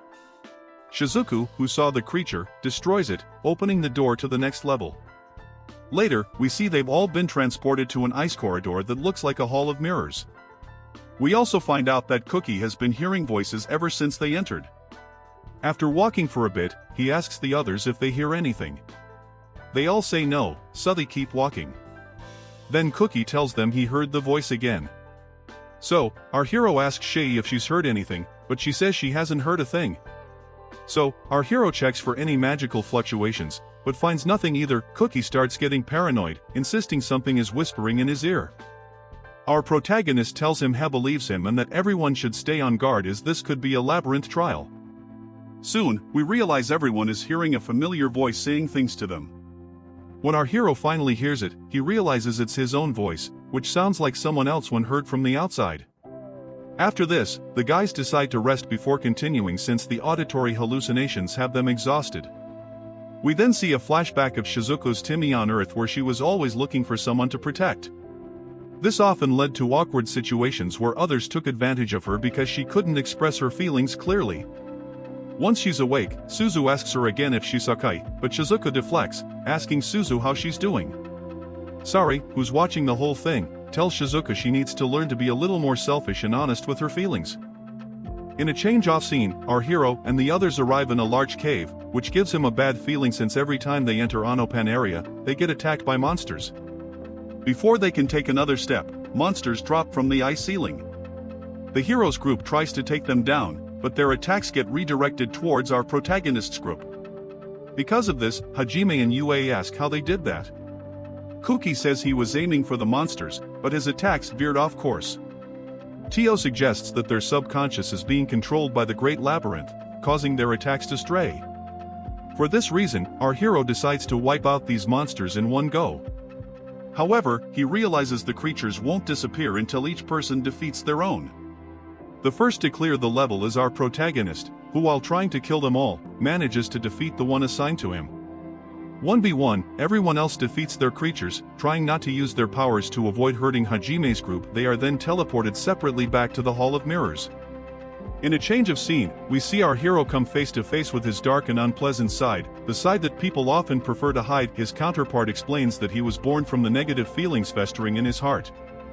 He also reveals that ever since Cookie mentioned hearing voices, he suspected something like this was happening. He realized the labyrinth is testing if they're worthy of its power and if their hearts are weak, because if so, they'd easily fall into God's traps. Just then, the evil part of our hero emerges from the ice and tells him he expected nothing less. However, a monster like our protagonist can't pass this test because his heart is too dark, and he believes he has no place to return to since he's a heartless killer. They then clash, but their movements are so similar that neither can land a hit. Suddenly, the negative side of our hero says that as long as he doesn't overcome these negative thoughts about himself, he won't be able to defeat him. He then tries to provoke him, saying what he feels for you is in love, but an attempt to cling to her to forget everyone else despises him. And then attacks with everything he's got until he manages to slice off one of the enemy's arms. He tells him it was naive to think they were on the same level since he was created from the information gathered in the ice corridor. However, he has to admit the experience helped him realize he was making a lot of unnecessary moves, which he has now corrected thanks to him. He then defeats his evil version and upon reaching the door to the next level declares with determination that whatever path lies ahead, he will cling to life. Meanwhile, Shizuku was having a rough time with her evil counterpart who was making her remember painful moments from her life. One of them is when she met Kuki and was happy because someone finally treated her like a girl. However, the women around him looked down on her. And one day, they told her they hadn't even realized she was a girl. This comment left Shizuku in shock as she has always liked cute and girly things, but has been forced to be strong and practice with the sword. Hearing this, Shizuku lunges at her enemy, but ends up badly injured. Her evil counterpart tells her to accept defeat and thus aid Shay, who recently became our hero's partner. Therefore, she concludes that she's just a coward who won't accept her desire to be protected by others. At that moment, Shizuku begs her evil counterpart to have mercy on her, but it replies that it's too late to be saved and proceeds to end Shizuku's life. However, just as it's about to strike, our hero arrives to save her, leaving the evil Shizuku utterly speechless. Our protagonist then gives Shizuku some holy water to heal her wounds and hands her his pink Power Ranger helmet. Seeing this, Shizuku tells our boy it's no time for jokes, as they're in a pretty tight spot. However, he explains that the helmet has the power to triple her perception of reality, which will make it easier to defeat her evil version. Nevertheless, she decides to defeat it with her own strength. Our hero replies that as long as he's there, nothing will hurt her. So, she can fight with the confidence that she'll come out of this safe and sound. At that moment, Shizuku confidently faces her evil version and tells her she's ready to take her down. Hearing this, the evil Shizuku says glad she's finally decided to betray her friend by stealing her man. Despite all this, she still thinks she is a loser who hides her feelings.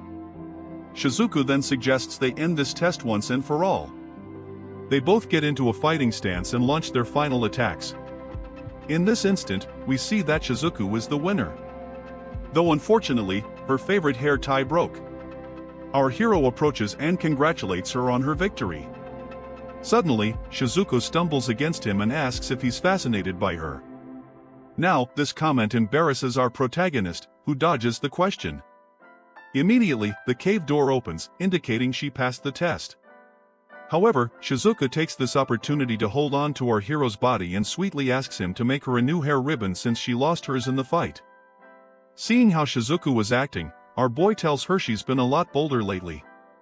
After this, our protagonist creates a hair ornament and gives it to Shizuku. He then offers her his sword to help her walk, but she hangs her head in disappointment, thinking he was going to carry her like a princess. Once in the hallway to the next cave, Shizuku tells our hero that when she sees the girls, she's going to tell them she's totally in love with him. Hearing this, our protagonist is surprised since Shizuki's being so honest now. Next, we see Eri waking up from her afternoon nap, wondering why she dreamt of Suzu that day. Suddenly, the Demon King arrives and tells her they have to meet someone, but warns her to be careful because this person isn't easy to eliminate. Meanwhile, we see Suzu has her evil version under control, but she can't help being bothered by the things it says. We discover that Suzu's greatest weakness is that she always runs from reality, which is why she always smiles at everyone so they don't know what she's thinking. Because of this, she believes all the relationships she's formed are superficial. Even her friendship with Eri. Since she knew what she was really like and was the only one who could have prevented this tragedy despite everything, she chose Twangyo reality and her best friend just to protect herself. Suddenly, Suzu replies to her evil version that due to the vision she had in the labyrinth of Orcus, she understood how important what she had chosen to ignore was. Hearing this, her evil version tells her that a world where she stopped Eri and they lived happily ever after is a very convenient dream. So convenient it obviously can't be real. However, Suzu says she could have achieved it if she had accepted reality. That's why she won't regret the past anymore. And from now on, we'll fight for the future. Finally, Suzu admits she still doesn't know what she'll say to Eri when she sees her. But first, she'll focus on moving forward. To do that, the first thing she must do is defeat her. Suzu then launches an attack. The last thing her evil version says before disappearing is that she hopes she can connect with Eri. Once all the tension leaves her body, Suzu collapses, unconscious from the effort it took to defeat her. Later, we see Suzu waking Yupan realizing Ryutaro is carrying her on his back to the next cave. He tells her that it seems the caves are connected, so they'll soon reach one of their friends' caves. Hearing this, Suzu gets excited and says she hopes the next cave is Kaori's or Tio's. As they walk down the hall, she asks Ryotaro what happened in his trial, and he gets a bit uncomfortable. So, she tells him he doesn't have to answer if he doesn't want to. However, he says he has no problem telling her what really happened. He then explains that in his case, his evil version told him he doesn't want to admit he's weaker than Cookie and our hero and therefore he's just a side character. Seeing Ryotaro get sadder as he told her what happened, Suzu jokes and says that he is in fact very pathetic.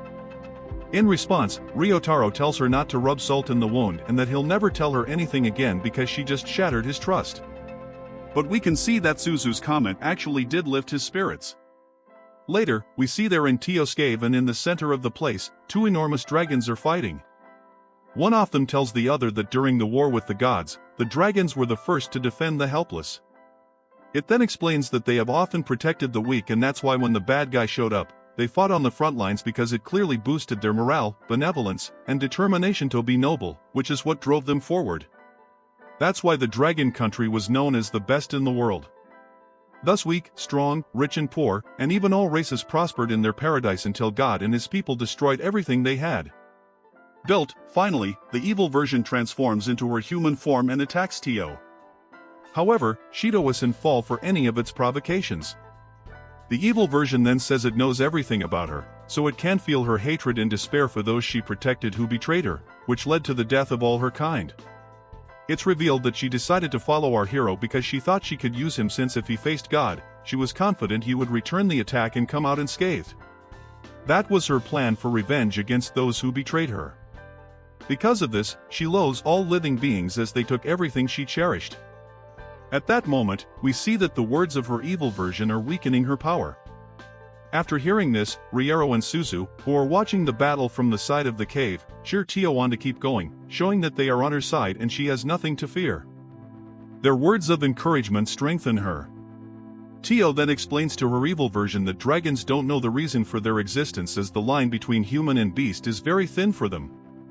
That's why they dedicate their entire souls to determining if they are beasts or humans.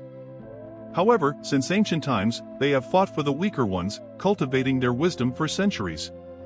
If they lose their benevolence, they would lose their humanity. Finally, Tio defeats her dark side and reunites with the others who were admiring her for her behavior. But she quickly tells them that's nothing compared to the punishment our hero would give her if he had heard everything her evil version revealed. Suzu, seeing that she's still the same pervert as always, regrets ever thinking she looked cool. In a change of scene, we see a memory from the time when Yui was the vampire princess wandering the battlefields. Suddenly, a man addresses her as Alicia and tells her that if she's going to be there, she should at least dress appropriately. He also informs her that she must return to the capital to report her achievements to the king. We then discover that this person is her uncle with whom she seems to have a very close relationship. Later, we realize her father is no longer physically present, but his soul is still trapped in the audience hall. He tells Yui to get rid of her uncle as he poses a threat to the throne. At that moment, we see her uncle burst into the hall and present himself before her. And then we discover that the person narrating all this is Yu's evil version. However, those memories no longer haunt the vampire because thanks to her uncle's betrayal and her confinement in that labyrinth, she managed to reach this era and meet our hero. That's why if she had the choice to redo her past, she would always make the same decision and go through the same moments as many times as necessary. Hearing this, her evil version is surprised at how similar the vampire and our protagonist are. After this, Yui decides it's time to finish her off and launches her most powerful attack. But her evil version is still just as strong because Yui hasn't yet understood that she must accept her past fears to move forward. Meanwhile, Shei's evil version tries to gain power by reminding Shei of the time her family was kicked out of Reborn because of her powers.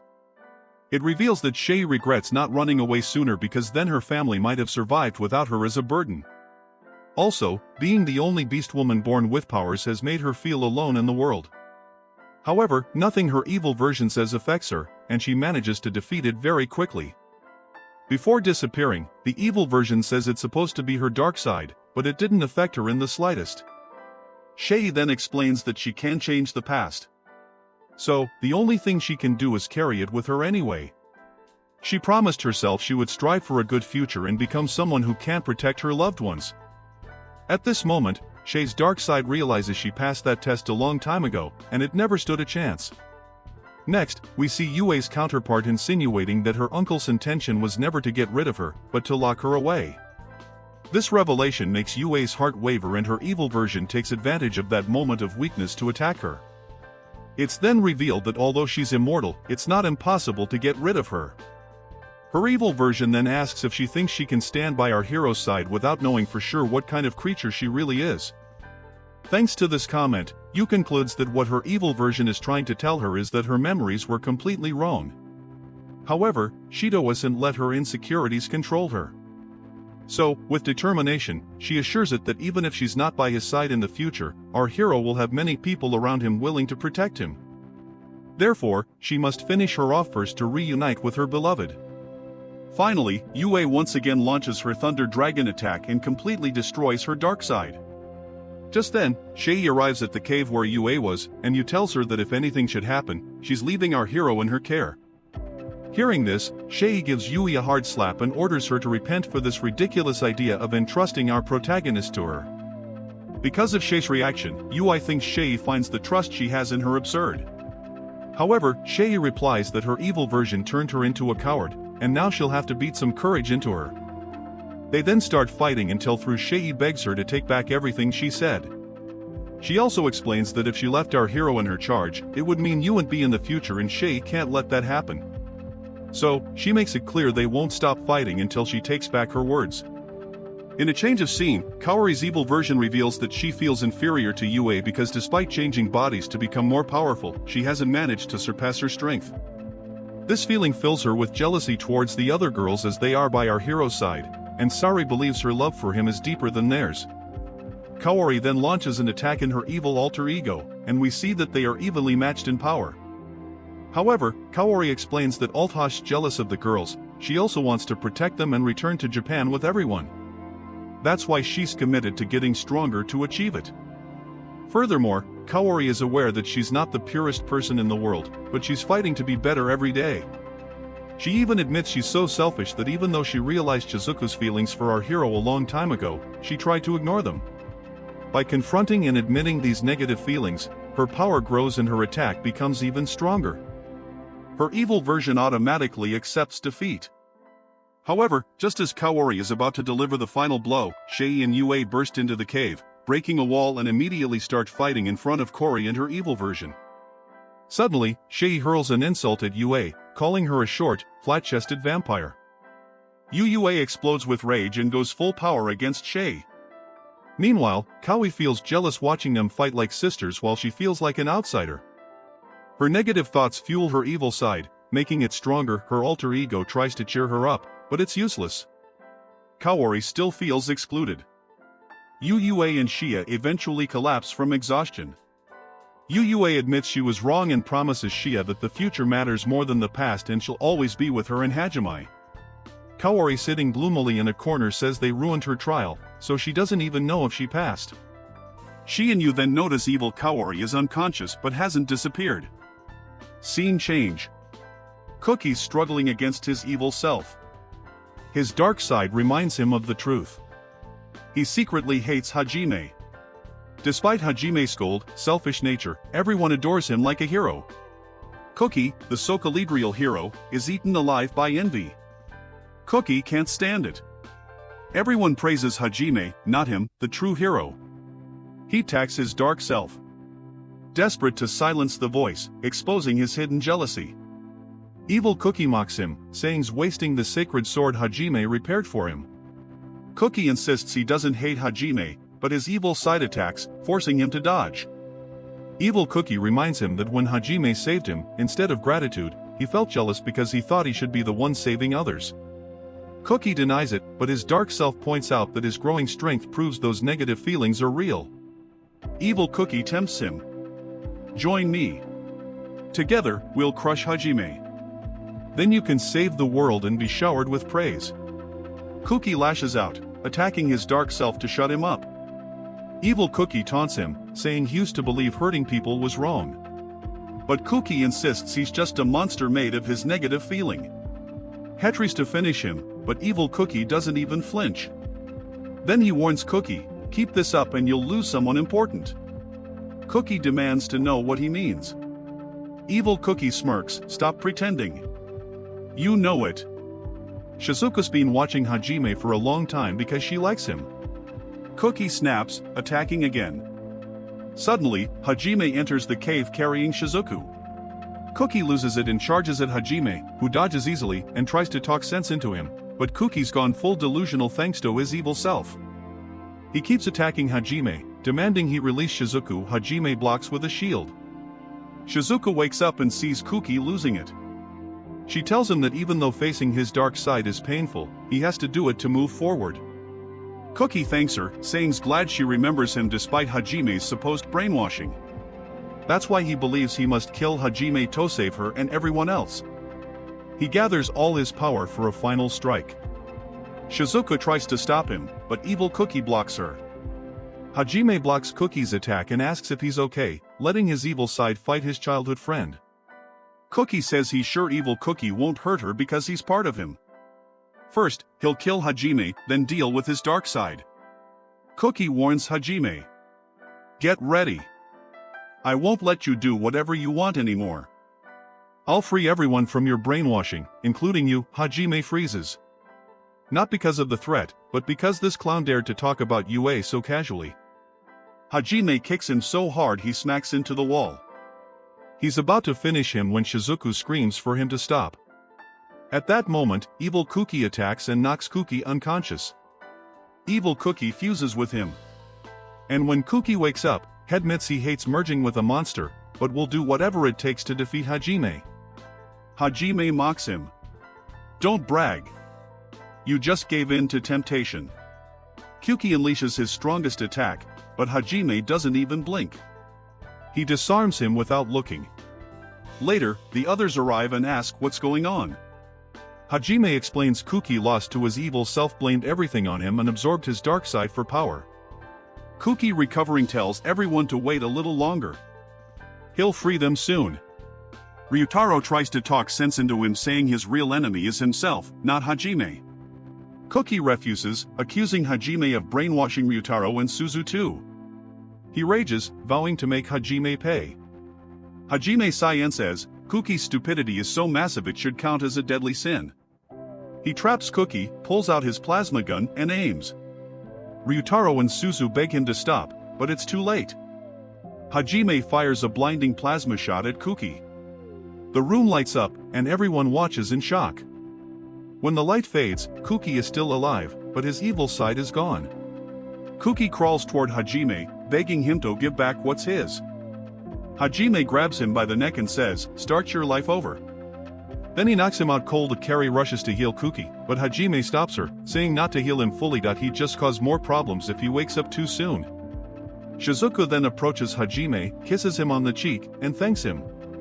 She tells the girls that during the trial, she realized she has to live by her heart, even if her best friend also likes Hajime. Shizuku admits she loves Hajime too and will fight for him even against her best friend. Kaori smiles, saying she's glad Shizuku was finally honest. The other girls also support her, happy she's grown. Suddenly, they're transported to a luxurious mansion, the final stage of the labyrinth. Inside, they enter a hall where a magic circle grants them new powers, but Yu and Hajime collapse from the strain. The girls panic, but Tio tells them to stay calm and prepare.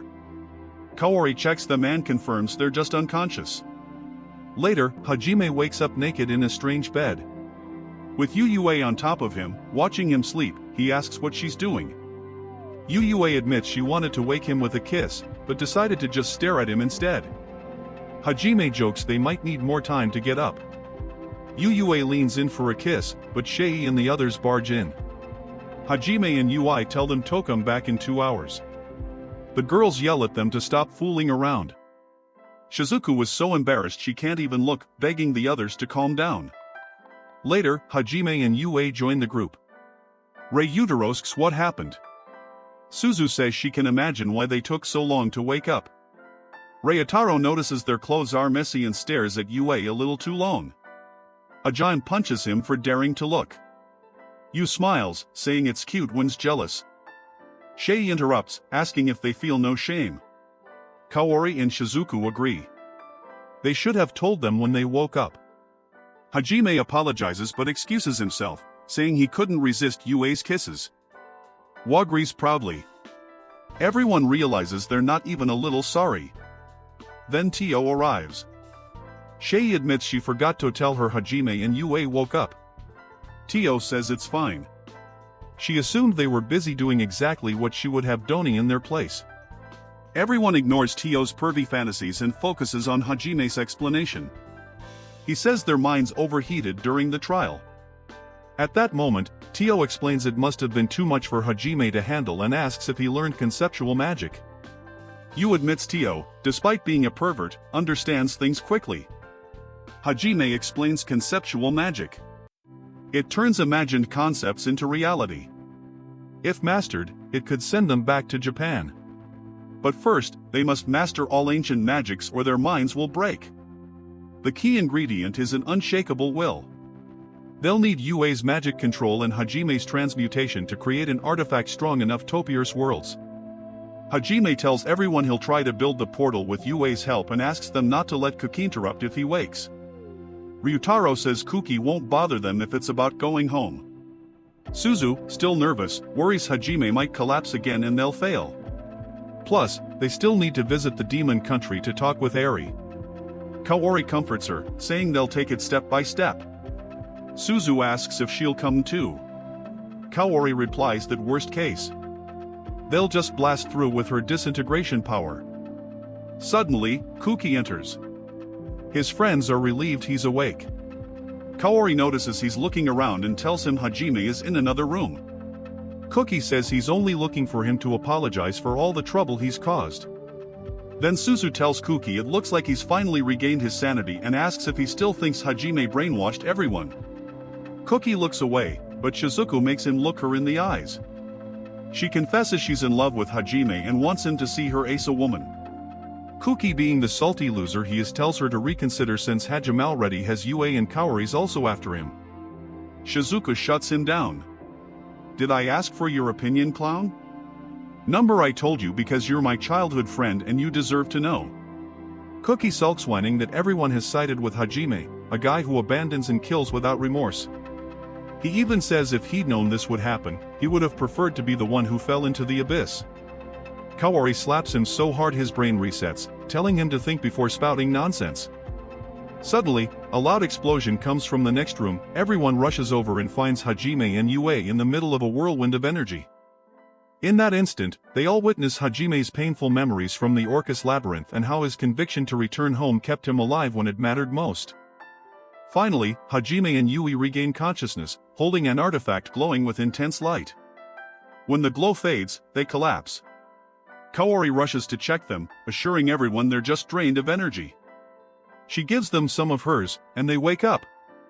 Hajime and Yue reveal they've successfully created the artifact to return home. However, someone with a strong conviction must open the portal. Hajime uses the key and opens it, then turns to the others with a grin. We did it, losers.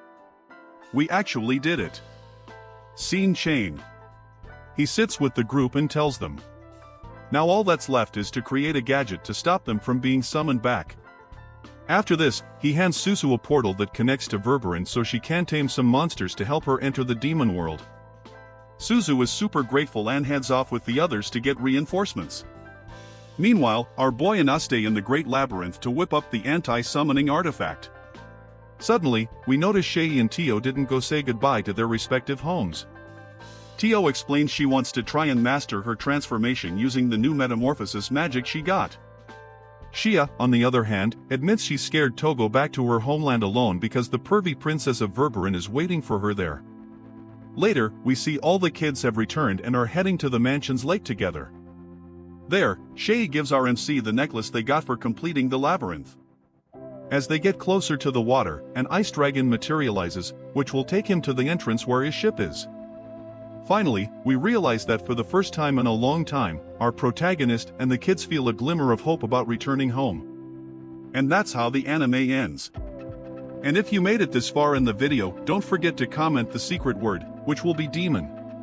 And don't forget to smash that like button and absolutely obliterate the subscribe button and ring that bell, which is super important.